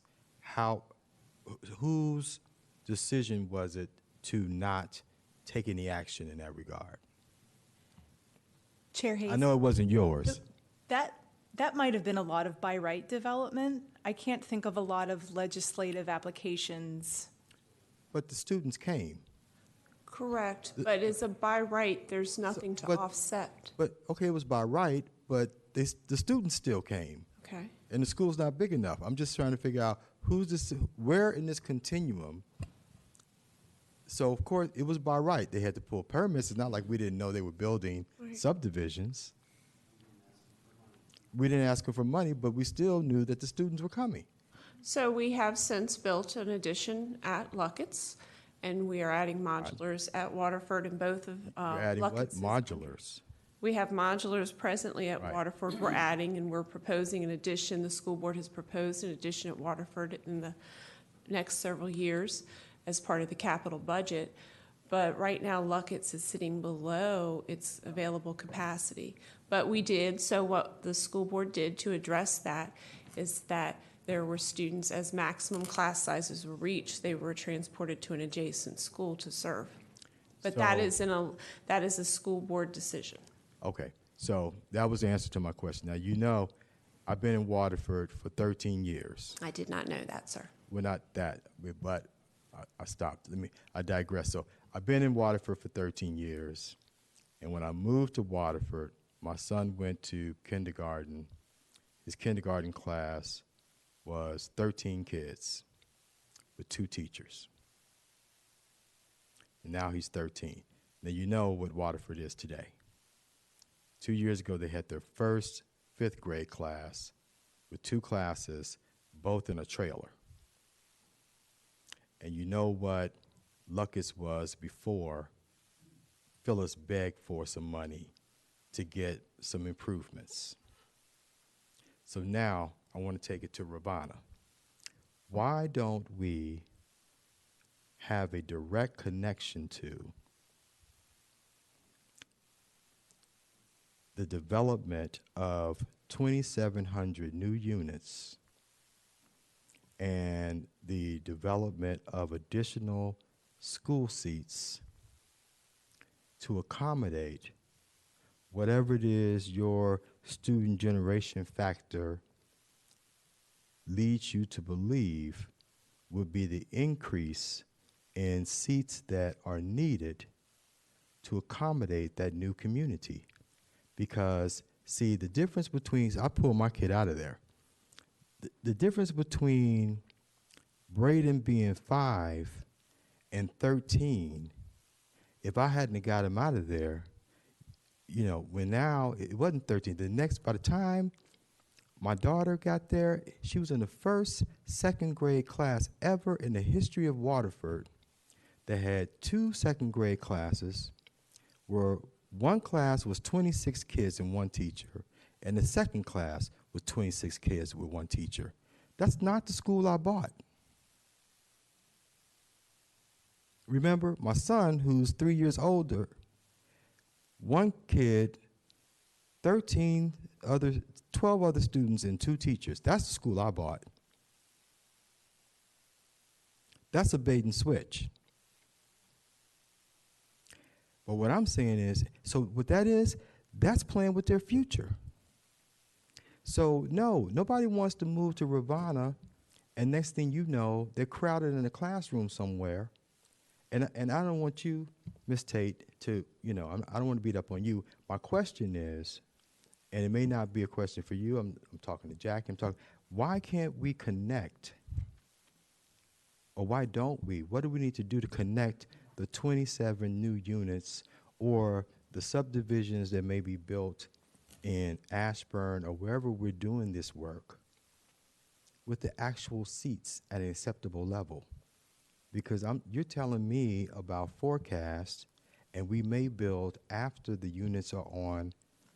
Well, we know how long it takes to get a capital program started, and then how long it takes to go into design build, and how long it takes to actually do construction on 100 and whatever. These days, we build $150 million buildings for high schools. Right?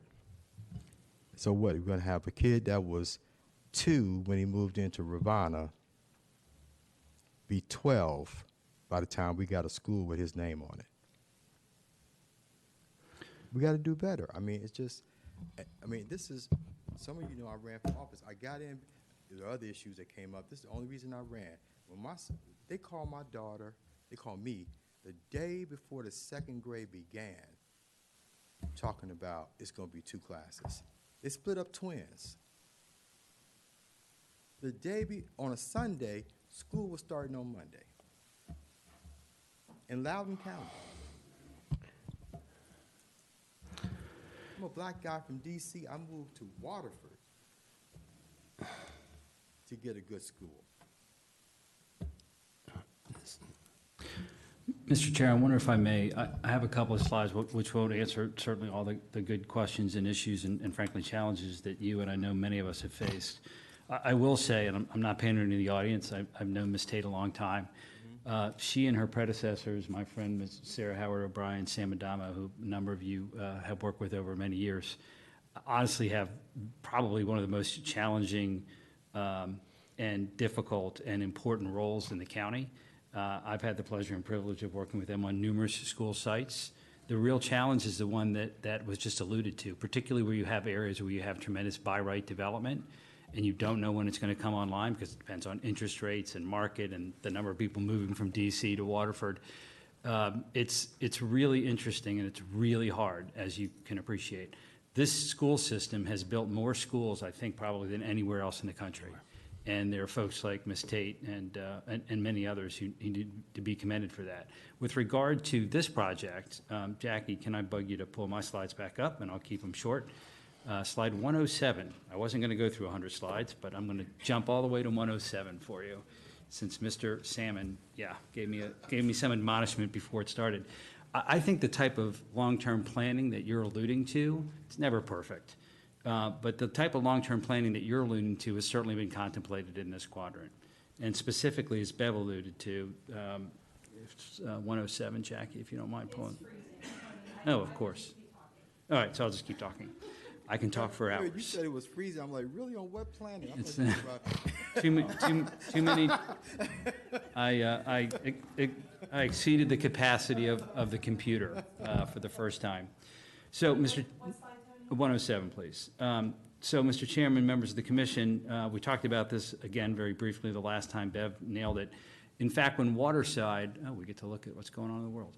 When Waterside was approved, the initial quarry area, the school system was quite insistent, and the Planning Commission and the Board of Supervisors was quite insistent that there at the northern portion, up at the top, there's about a 14-acre site, about 12 of it is usable. That could be an elementary school, or I suppose, Bev, you might even be able to squeeze a middle, but probably not. So there's an elementary school designated for there.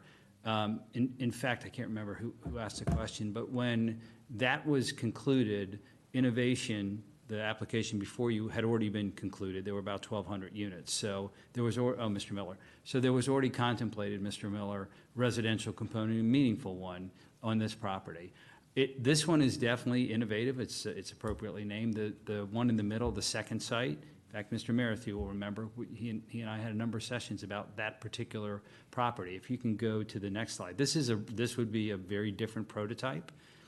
We actually laid out what would be a really intriguing and unusual urban school, but we have urban areas now. And the school board, to their credit, as Bev just talked about, got school sites at Silver District West and the Broadlands Ashburn site. We actually did designate a potential library or innovative school site here. Next slide. These things are not unprecedented again. Jeff Plattenberg was a longtime school official, head of facilities, I believe, for quite some time. He went to Fairfax, and he helped oversee what's become really a national model. Bailey's Crossroads, I grew up very close to this area, had way too many students in the old Glen Forest Elementary School, and they bifurcated that school. They kept the old Glen Forest School, and they took an office building off Columbia Pike and turned it into what you're looking at, a really interesting upper elementary school for arts and sciences. So there are creative things. They're very costly. I think I would respectfully submit for the commission's deliberations, we are adhering to the capital facilities policies, particularly of the Department of Finance and Budget. We have a $15,000 plus capital facilities requirement per unit. If we hit full build out, that's $43 million worth of capital facilities. A lot of it goes to where it should, which is the school system. So I do think, sir, to answer your question, there was a lot of thought given to this quadrant. I will say, and I look forward to when we have, Mr. Miller, before us, hard data, because I know for sure, having worked on One Loudon, we're actually trying to get the student generation at Comstock's Loudon Station project in Ms. Frank's district. We're trying to find out exactly how many school-age kids are there. It is a fraction of what Loudon has experienced before. And I know we can all say, well, that's great, but prove it. We don't have it. We need to get that data, and I believe The type of product that we're talking about, particularly at Rivanna, is going to be much more similar to the type of product you see, for example, at Tyson's or even in Arlington, where you have much higher density. You have either young professionals or frankly retired folks who wanted to downsize. I think we're going to have very few students. Ms. Tate is compelled to look at the facts before her. She's doing her job and she's doing it well as always. I think we've accommodated the school needs as best we can, and that's why we just went with the Department of Finance and budget numbers, and that's why you have the robust capital facilities in the application before you. Thank you, sir. And I actually want to be clear. I was asking questions of Ms. Tate not because I thought they were underestimating the number of students. I think it's likely that the 700 to 900 number is a gross overestimation of the number of students that this project will generate. And that's why I was just asking, the reason I was asking my questions was to get to see if they had used some sort of formula from outside or looked at other areas or actually just counted at Loudon Station or count the number of kids at in the Vine and One Loudon. That's where I was going with that, not to suggest that we're undercounting and we're going to have an issue, but it's good to know that we have the sites that she specified. Should there be full development in this corridor over the next 30 to 50 years, there will be school sites available to handle whatever could come up in the future. In the interim, there's going to be plenty of spaces for the very few kids that are going to end up living here. Commissioner Miller, just because this is the first time that you and I have absolutely agreed wholeheartedly, potentially in 2022, does not mean that you can talk without being recognized. But but I enjoyed everything you said. Commissioner Frank. I'm just going to move out of the way of the lightning strike. No, I not to beat a dead horse, but I was going to say this may be the first time I've uttered these words, and I don't know that I will utter them again, knowing what applications are on the horizon, but this is not someplace I'm being kept up at night about the fact that I think the generation numbers are on the low side. So I think that, this is, I'm trying to remember the context during the public hearing where we were talking about schools, if there was some other issue we were particularly concerned about, or we just wanted to make sure we had this thorough discussion. But I would be very curious, and I'm glad to hear, I know LCPS Bev and I've had this discussion offline a couple times when I've bugged her for her time, that they know we've got some different types of product coming and we're going to have to look at it differently. And as soon as we get that data, we need to stay on the front end of that curve. So I do not see a problem here, though. So, we may need a school in this area for a lot of reasons. This doesn't seem to be the straw that's going to break the camel's back, though. So if there were no other issues, do you need anything else from us? I do want to add, first of all, Tony, I think that $43 million is nothing to sneeze at. And I think that that's the type of thing. So I'm glad that Commissioner Miller raised this issue. I do agree with him on this.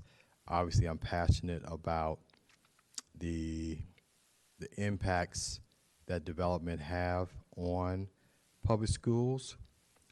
I do agree that this type of a development won't have the kind of dramatic impacts that, a subdivision of single-family homes typically have, particularly, in my neck of the woods. But be that as it may, you are making a generous contribution to that effort, because at some point there will be a school or schools necessary in that part of the county. And so I'm totally in support on this particular component. And Ms. Tate, please know that while we're just meeting, all of my friends here tell me that you are the best, and I have no reason not to believe that. So none of my comments are directed at you personally, nor LCPS. But this is an issue that I just feel like needs to be illuminated and it gave an opportunity for, I don't know if we would have found out that Ravana was going to put $43 million into the kitty for these kinds of items. And so I think that there was some good that came out of this dialogue. Probably many of our, because I'm always talking about the folks for the folks in the room, but also people. There's at least 3 people watching this on TV, right? On a Wednesday night, there's at least 3. Buddy's in the back, so there's a few people that are paying attention, and people don't know things like me, like what is student generation factor, and so we learn things, and we know now that LCPS is doing their level best to try to forecast and keep up with what is not only the richest, we love to say that, but also the fastest growing county anywhere around here. And I know that it's tough. So thank you for everything that you do in this area, seriously. Okay, Mr. Merrithew. I just want to point out it's $43 million minus whatever we give them credit for other things. So we're giving up $7.8 to $12 million capital facilities credit for something else. That pulls away from the schools. So I just want to balance that conversation out, and then I want to switch to airport noise.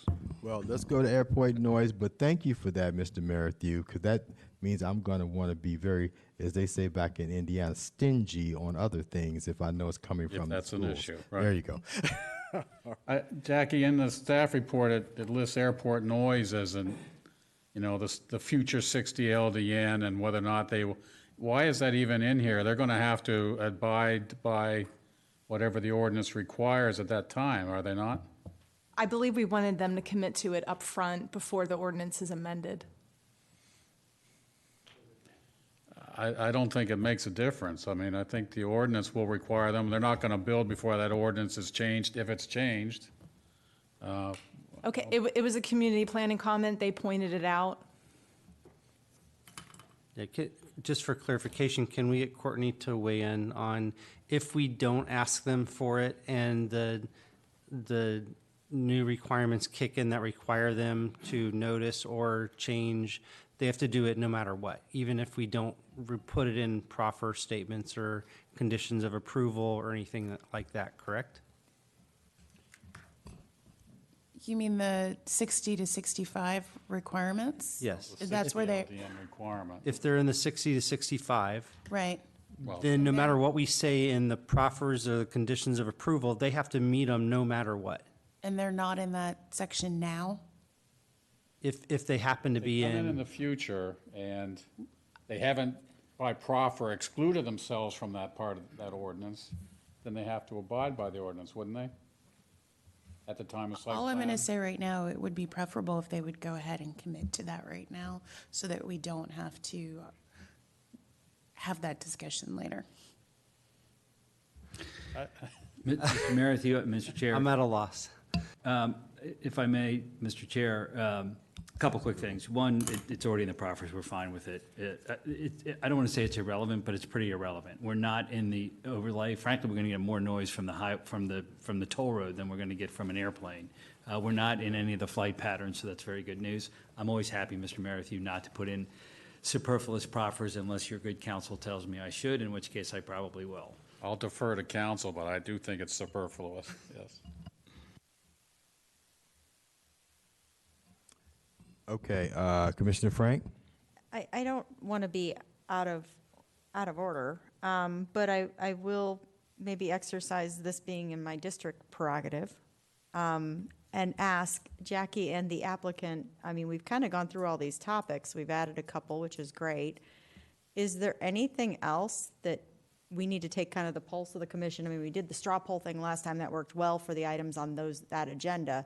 Is there anything else y'all need to, I just really want to make sure that what we get is what you guys think is the best thing you can do, that checks as many boxes off these lists as we can. And I would say from a staff perspective, our position is not going to change. Just because the commission agreed to giving the credit, staff is still going to maintain that, no, this credit isn't appropriate the way that it's presented now. If the commission wanted to seek from the applicant more tonight, hey, applicant, will you consider doing this? This would be the opportunity, but from a staff perspective, I have nothing else to add.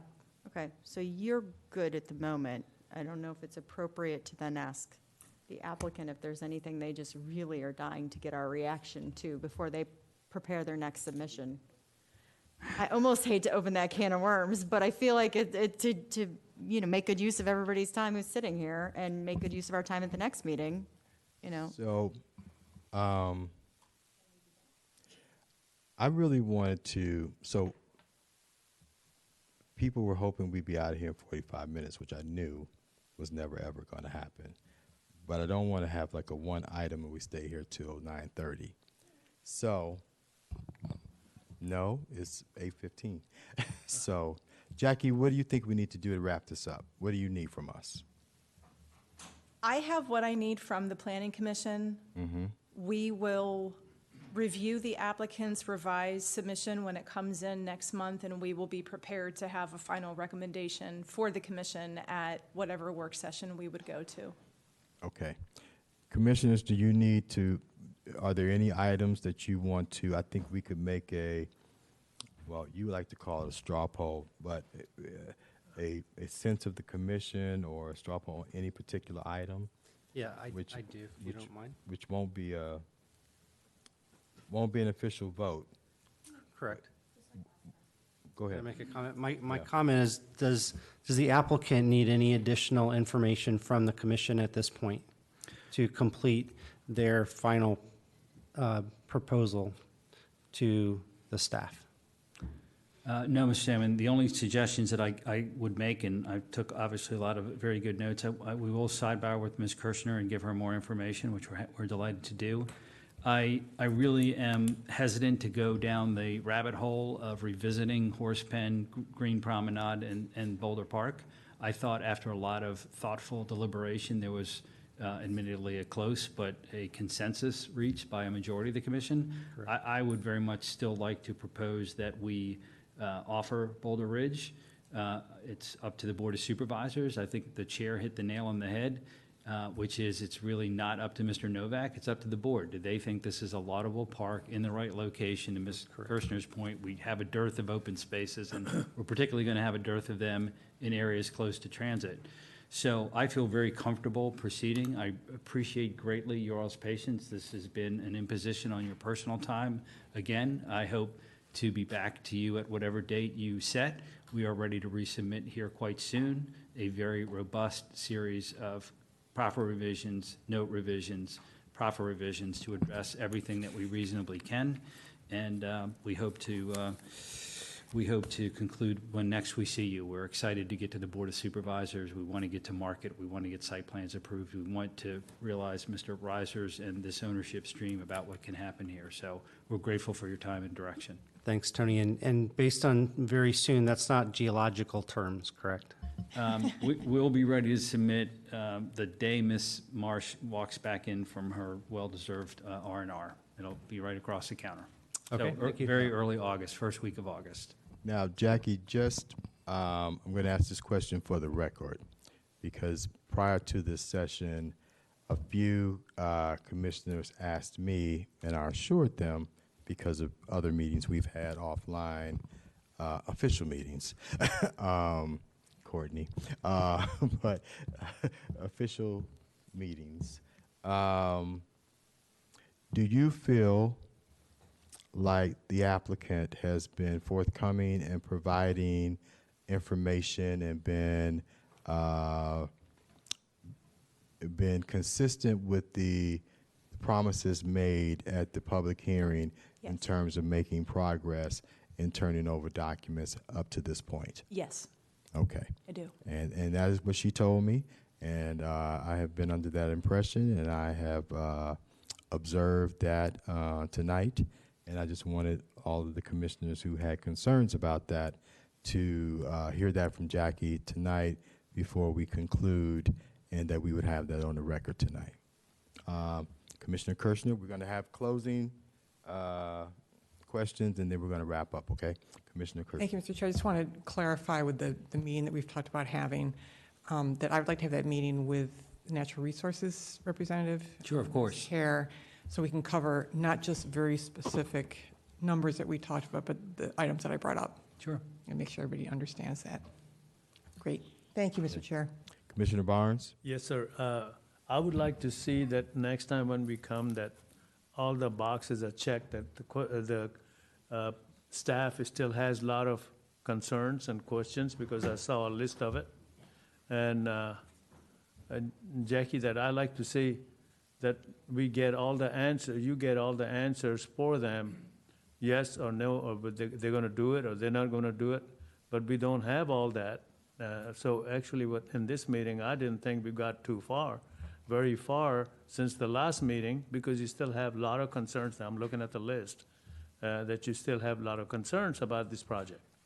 And so I like to see all of those checked out between you and the applicant when we come next time. So it will be all done, instead of taking just two things and then making a whole evening out of it, and coming down and sit down wasting time, that's all. Okay, so Jackie, you're good? We're all done? Yes? All right, at this time, we will call this meeting, this work session of the Loudoun County Planning Commission for Wednesday, July 20th, 2022, adjourned.